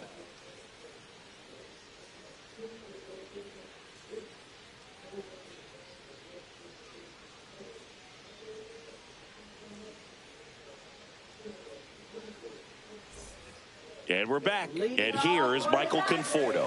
Designated hitter. Conforto in his 9th season, 32 years old, and he's usually in the outfield. Today, he's the DH. That one catches the zone. Strike one.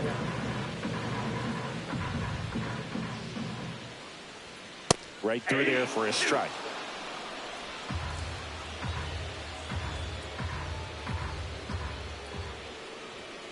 Swings through that one. It's a strikeout. Well, that at bat seemed to be over as soon as it started. 3-pitch strikeout. You've got to be better at the plate right there, at least to foul something off, extend that at bat.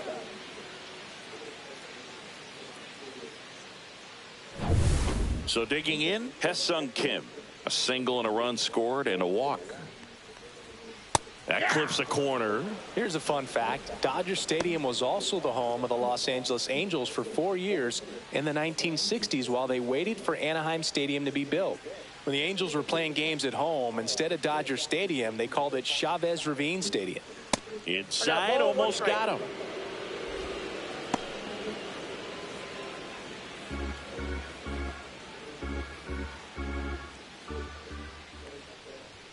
Gonna count 1 and 2.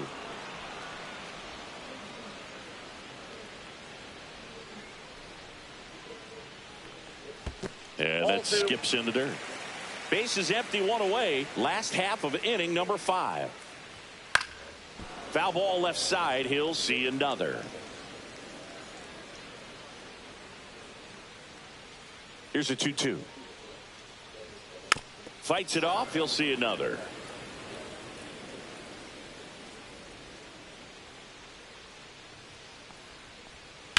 Hit in the air, center field. Doyle under it. He's got it, and there's 2 away. Now batting, shortstop. Back to the top of the lineup. Here's Mookie Betts. Sing, you talk about a guy that has all the skills. The range is really good, but the arm just stands out, and he makes all the plays. And Mookie takes. And because of that big power arm, he's able to play a little bit deeper, make throws from the outfield grass all the way across the diamond. And oh, this ball is crushed into left field. It's on its way and gone. He'll circle the bases. It's 2-0. Mookie gets a lot of power into a swing, and this is just the latest example of it.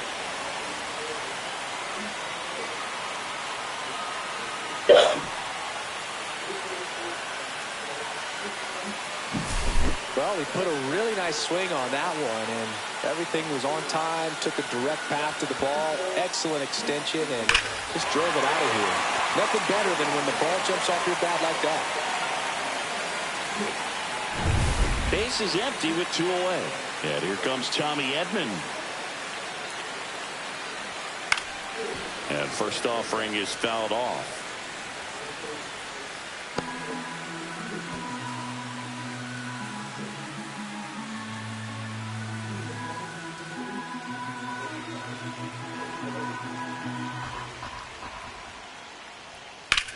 Now that's smacked to right center. And a base hit. And that keeps the inning going.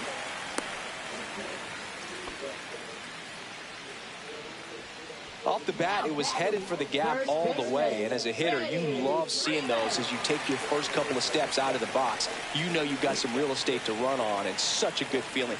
Nice liner into the gap right there. Freeman, the next to hit, takes ball 1.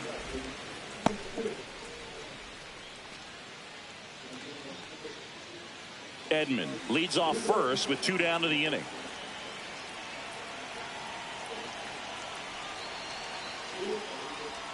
This is off the inside, and it's 2-0.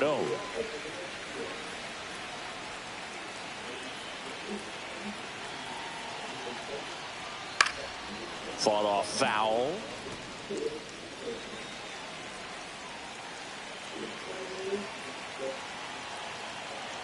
The 2-1.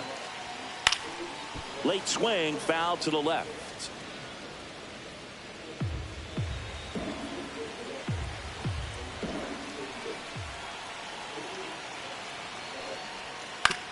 Swing and a ground ball, and that's just foul. Marquez over to first. Edman dives back in safely.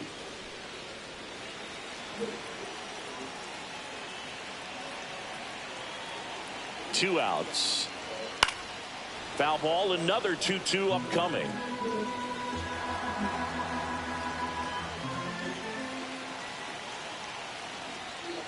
And a foul ball, he stays alive.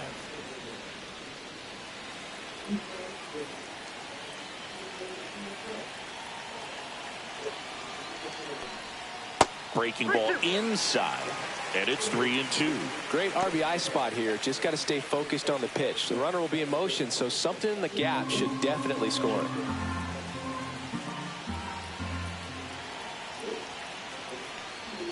Battling here as he fouls it away.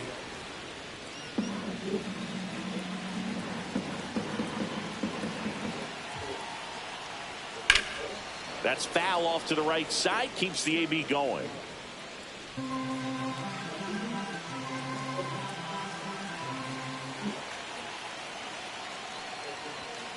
Foul ball, and it remains a full count.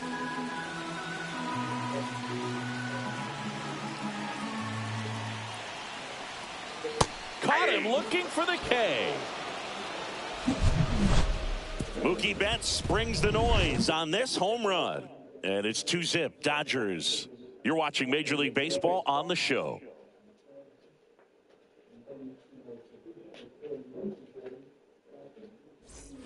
Back here in LA. All right, we go to the top half of inning number 6. Now it's the second baseman, Thairo Estrada. Misses the zone for a ball. That was the sweeper.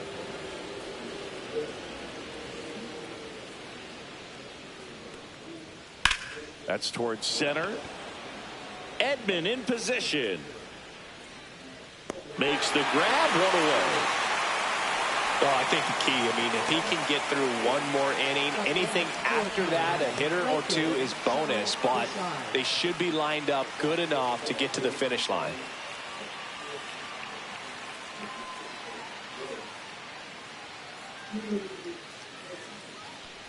Bouchard in the box now as he looks at ball 1.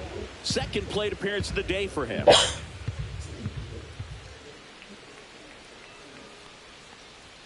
Swing and a miss, strike 1. I got 1 ball, 1 strike.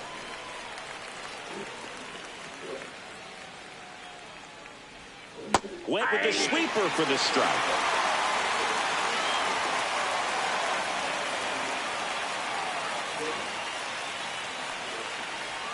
That misses the zone, and it's 2-2.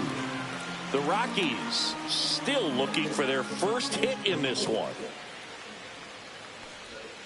Gets a piece there. We'll do it again.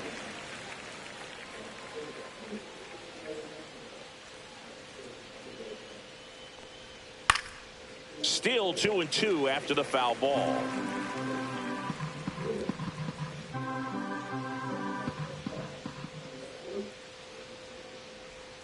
And that one is inside.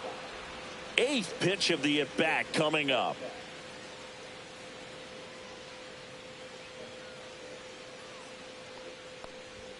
Got him looking. That's a strikeout. Well, just couldn't pull the trigger on the fastball right there, and I don't think he was taking it, thinking it might be a called ball or anything. I just think he was flat out frozen. Did not expect that location, in my opinion.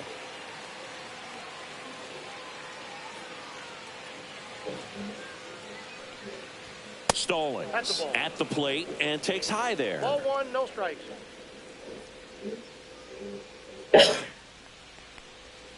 A swing and a miss, and that's strike 1. Just an outstanding job of spinning the baseball, moving it around, doing what he does. Top of the zone for a strike, and the count 1-2. Well, he went inside a couple of times, and now outside. Hitter's not exactly sure where to look for this next pitch. Cut on and missed, and it's a strikeout, and that is the inning. So he's through 6 no-hit innings now. It's the Dodgers 2 and the Rockies nothing.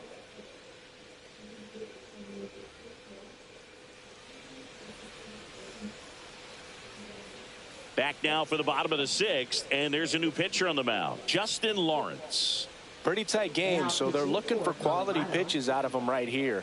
Got to do his best to keep the score right where it is. And now Teoscar Hernandez, 1 for 2.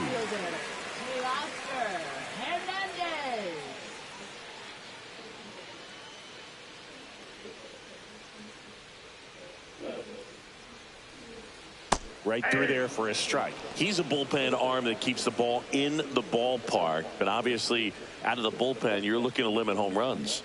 Yeah, and that's why he's such a high leverage arm. Just doesn't matter for him. He looks at attacking the zone and attacking hitters regardless of the situation. Stirring in the Colorado bullpen, Lucas Gilbreth getting loose out there. Alexander getting loose as well.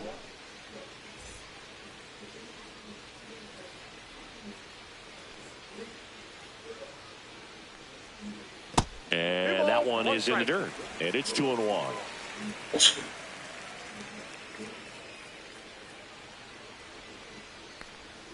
And a big swing and a miss. 2 balls, 2 strikes.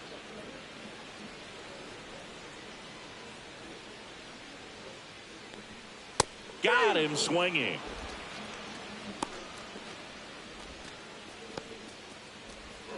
The batter now will be Will Smith. First round pick out of Louisville in 2016.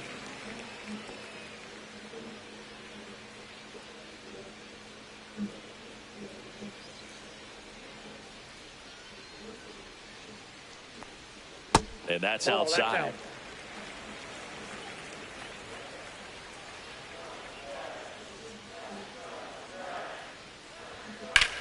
That one ripped left field. Way back there. Gone. So he goes yard to left. And they boost their lead. It's 3-0. Already playing with the lead, and now they're celebrating a home run. They're having a great time out there.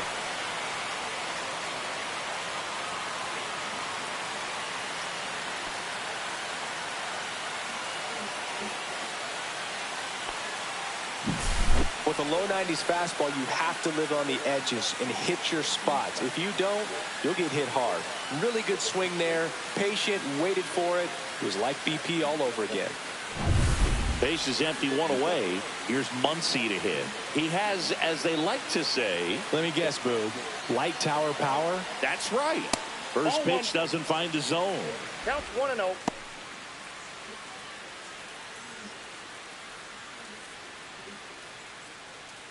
One out, base is empty, and a run in here in the bottom of the 6th. At 96, that pitch is in for a strike.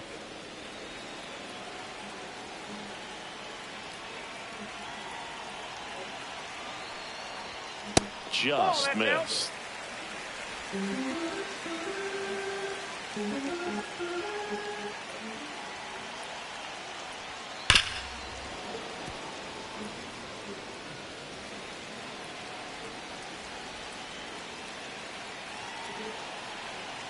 One down, base is empty.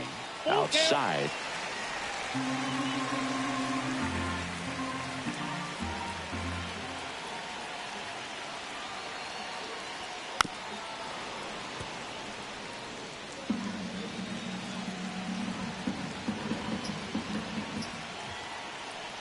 That's ball 4. Tried another sweeper, but couldn't find his zone. Oh, he earned his trip to first right there. It's not easy laying off pitches that just miss the zone like that.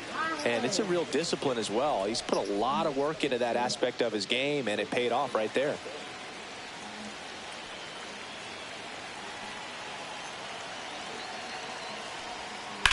That one down the line, and it goes just foul. Muncy at first, one gone.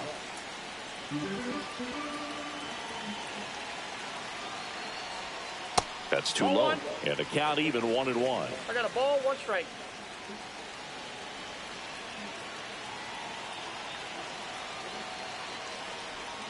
Next offering misses down and away.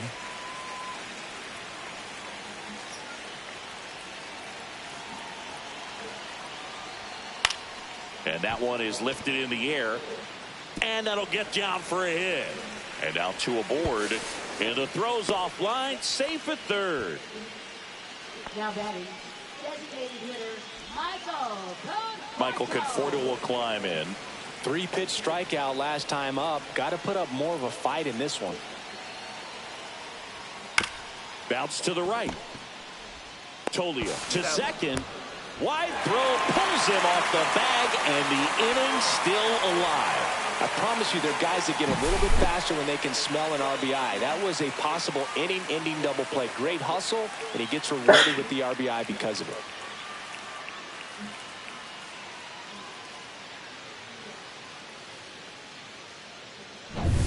And stepping in is the speedy Hae-Sung Kim.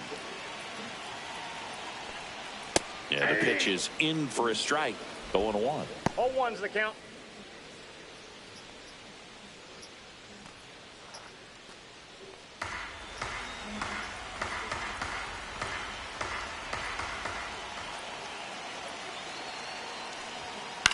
Lifted in the air down the left side. Jones gets under it, brings it in, and that is that. So they get 2 runs on 2 hits. One of them left the yard. We're through 6 full. It's the Dodgers 4 and the Rockies nothing.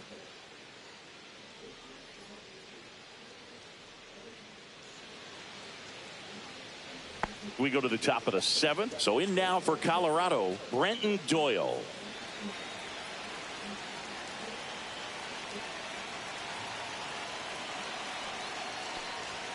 That one not close. And it's 1-0. Activity in the bullpen for the Dodgers. Michael Grove looks to be getting ready for manager Dave Roberts. Vesia getting cranked up as well.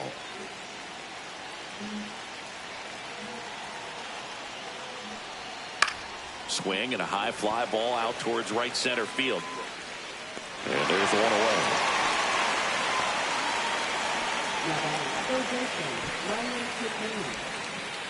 Here's the third baseman, Ryan McMahon. 0 for 2 in this one.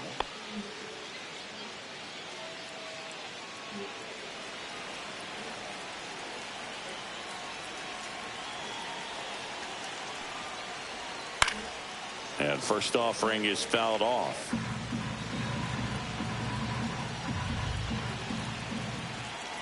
One down, base is empty. That one missing inside.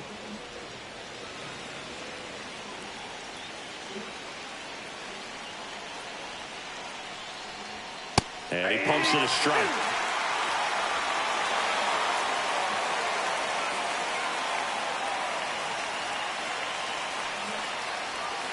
Swing and a miss, struck him out. Chris, third time through the order, and a couple of quick outs for the starter. Yeah, he's been very frugal today, economical with the pitch count.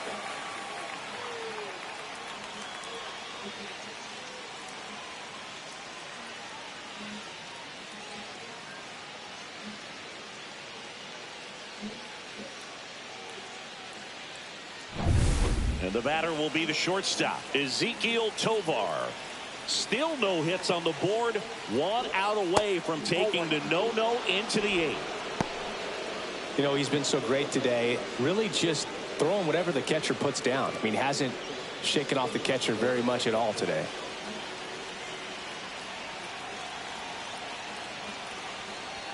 Next pitch in for a strike, and the count 1-1.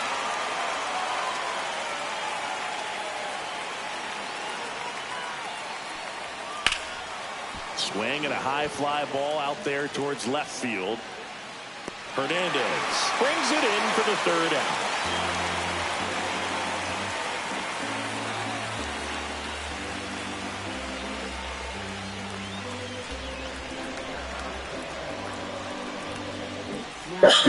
We're back in a new pitcher here to start the bottom of the 7th. Victor Vodnik. And we all know about his slider. It's just filthy, man. And one of the better ones in the game, I'd say. Spin rate's very high, and it just breaks a ton. So back to the top of the order. Now it's the shortstop, Mookie Betts. And it may be a long shot, but a triple here will give him the cycle. That one's upstairs, ball 1. You know, these Dodgers, simply put, are producing a lot of quality swings. We've heard lots of loud noise coming from their bats in this one, haven't we? I mean, they've logged 6 hits at 90+ exit velocity, and that doesn't happen by accident.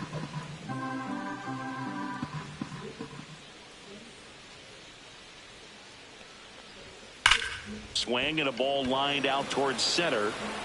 And it's caught for the out. He was all over that fastball right there. I tell you what, if he gets under it just by a fraction of an inch or a little bit more, that's way back. And up next for Los Angeles, Tommy Edman, 1 for 3.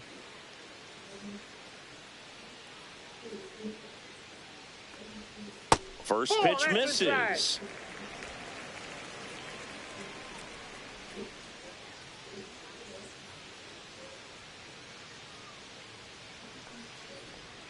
And that drops in for a strike. No need to offer that pitch until you get to 2 strikes. It's just a low percentage of success when you want to try to go after that down and away pitch.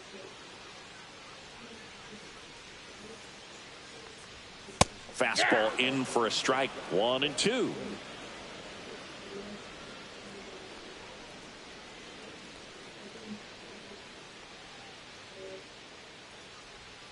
Outside with a breaking ball.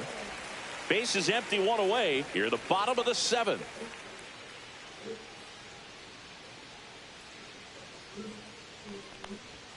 Good job to fight that one off.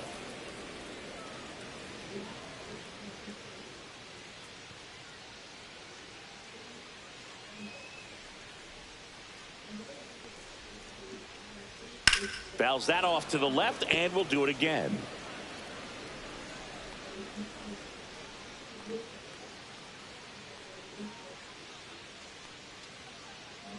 Two now. Knocks that one away, and we'll do it again.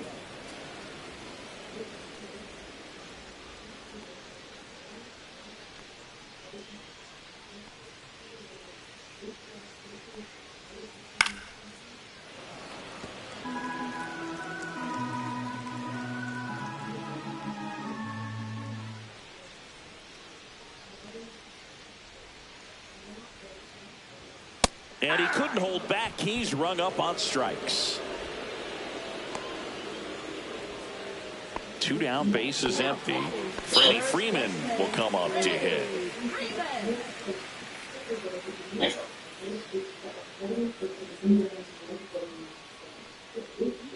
Missed with a changeup, and that is ball 1.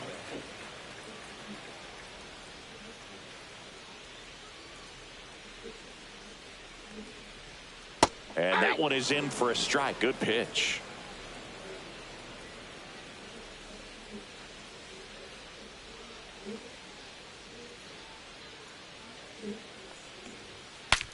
Breaks his bat. There's a soft liner. Tovar. And the Dodgers are set down in order.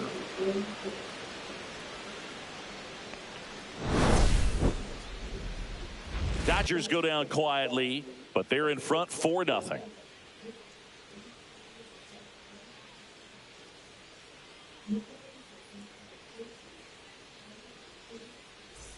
And welcome back to the ballpark. Ready to begin the 8th. Leading off, Michael Toglia. And this lineup is still hitless as we begin the 8th.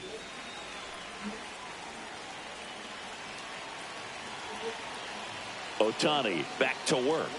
And that's outside. Ball 1.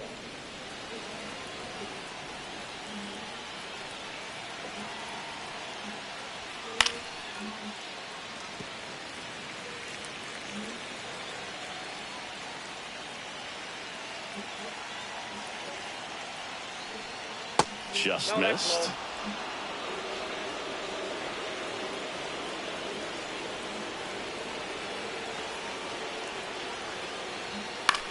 In the air, left side. Hernandez drops into the glove, and there's 1 away. Still rolling to start the 8th. Just 5 more outs to get. Here's Bryant down. This is where the no-hit bid really starts feeling real, but still a long ways to go.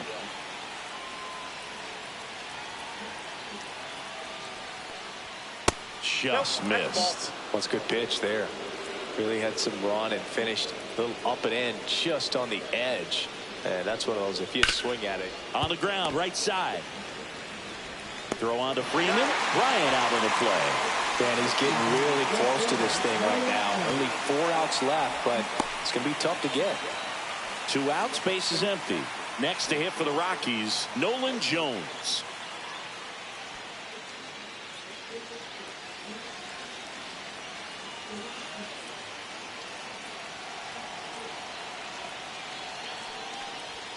And there's your strike.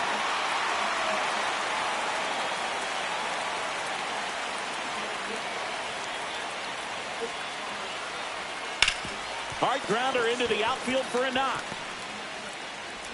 And that extends the inning. So close, but there goes the no-no with 2 outs in the 8th. And I'm sure he's going to want that last pitch back and think about what might have been. But you know what? He's really been amazing in this one. Total control from the first batter on. And the Dodgers will go to the bullpen. Ohtani will depart, and he was a tough nut to crack. Pretty stingy from start to finish. Back with the new arm after a quick break.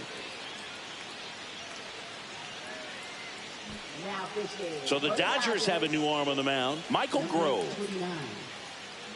Michael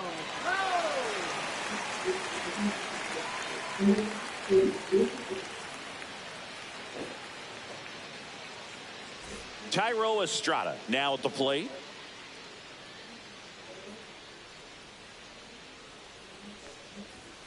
And a big swing and a miss. Grove, 28 years old.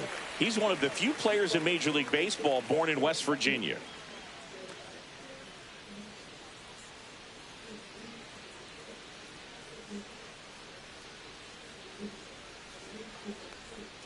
That's a little bit low.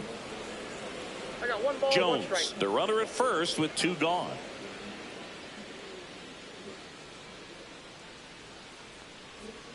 Swings through that one for strike 2. 1 ball, 2 strikes.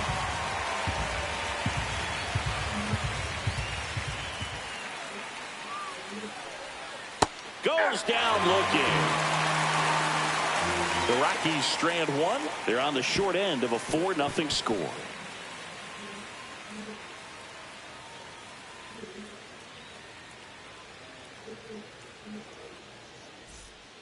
Back now, new pitcher on the mound as we roll into the bottom of the 8th. Scott Alexander. Scott Alexander.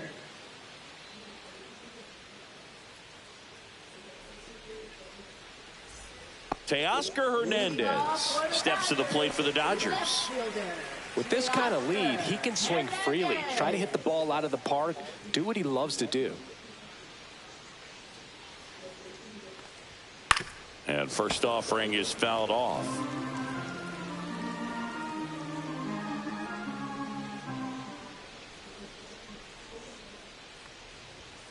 And that is out of play.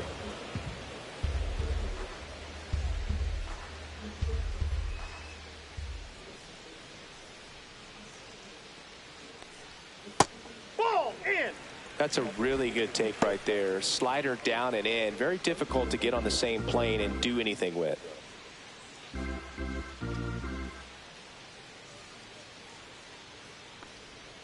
That one way inside. Straighten him up a little bit.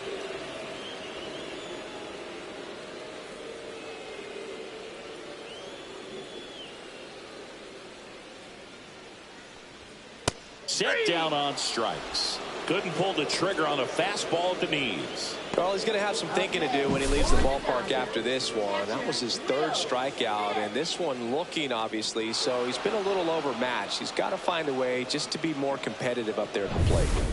And up to the plate is Will Smith. He's already homered here in this one. And that's in the dirt.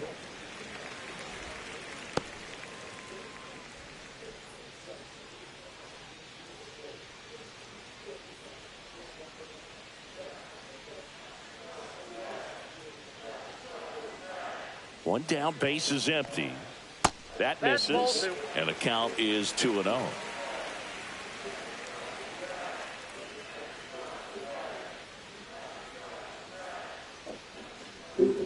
And another ball.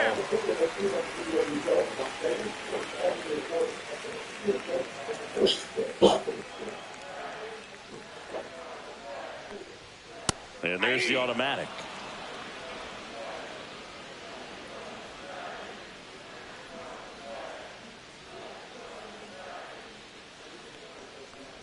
And that's ball 4.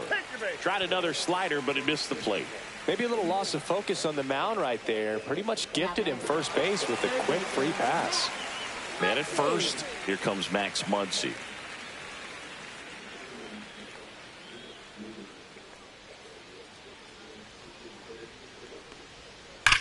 Swung on, belted. That one back there. Out of here. And they add to the lead. It's 6-0. That's their third home run of the game. They're having a lot of fun at the plate in this one. They've got the long ball working for them on autopilot.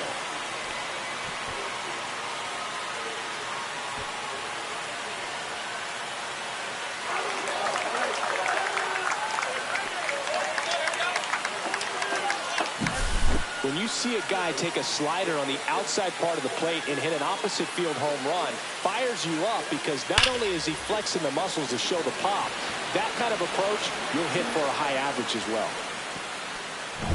So 1 out, nobody on. And now the right fielder, Andy Pajes. And that's in there at the knees.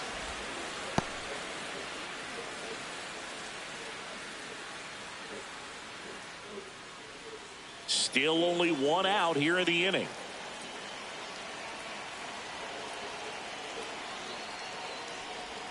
That misses, and it's a ball and a strike.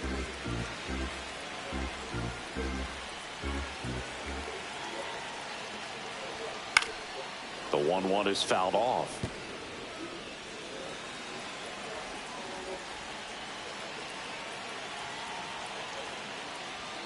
Misses, and it's 2-2.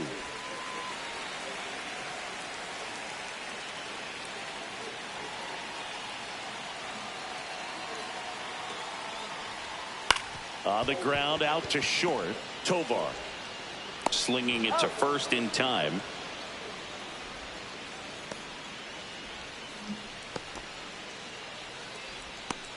Two down, bases empty. And next is the designated hitter, Michael Conforto.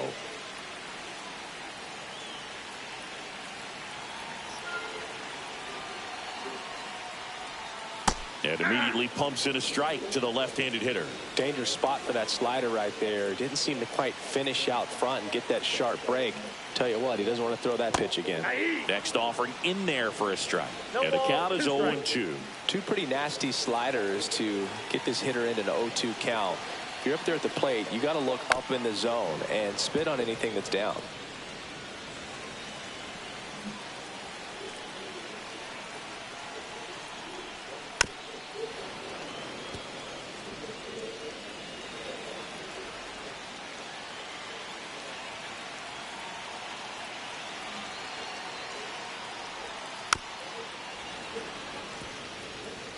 Bases empty, 2 away, but 2 runs are in here the bottom half of the 8th inning.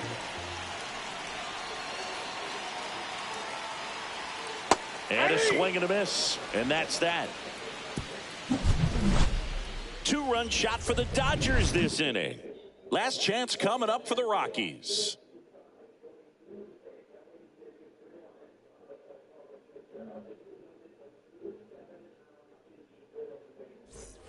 It's a bit of a blowout now, which gives us a bit more freedom here in the booth. I'm not sure that's a good thing. Boo, growing up, who was your favorite big league mascot?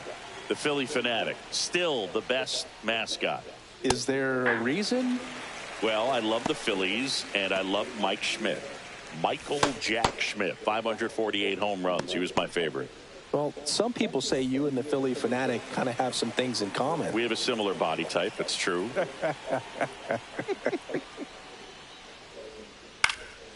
Swings and hits one in the air out towards right field. Pajes makes the catch, and there's 1 gone. Jacob Stallings now, who's 0 for 2 with a pair of strikeouts.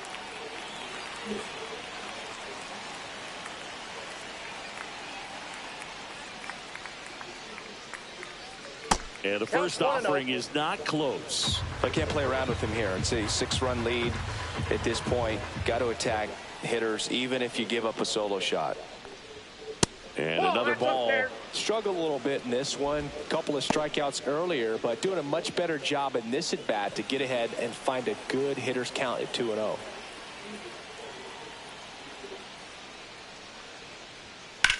Lifted in the air, left field, pretty well struck. And there are 2 down.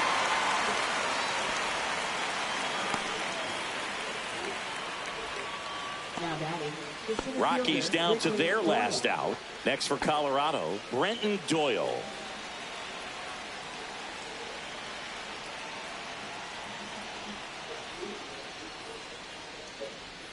Ball one and a pitch inside.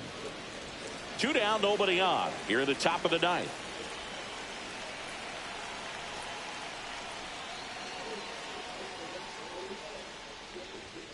Next offering in there for a strike. And a count 1-1.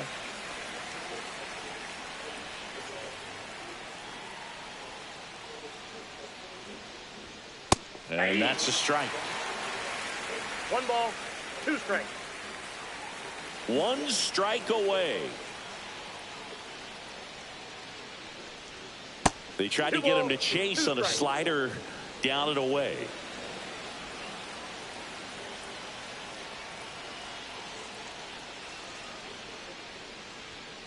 Next offering is down low. That turns out to be a really good take right there, but you don't want to end this game with the bat on your shoulder.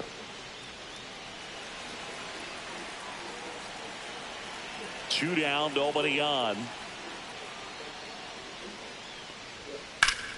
Foul. We'll see another payoff pitch.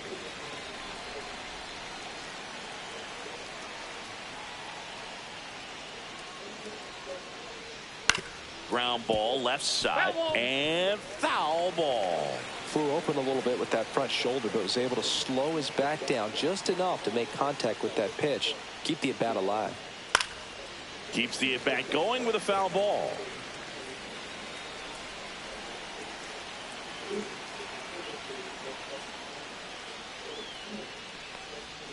Got him, and that's the ball game.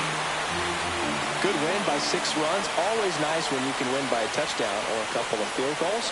You want to keep that momentum going, knowing the offense can score at will, bring it into the next one and get another W. 6-0 is how this one ends. Dave Roberts and company celebrate in the dugout. For Chris Singleton and our entire outstanding crew here at MLB The Show, I'm John Shambi saying so long.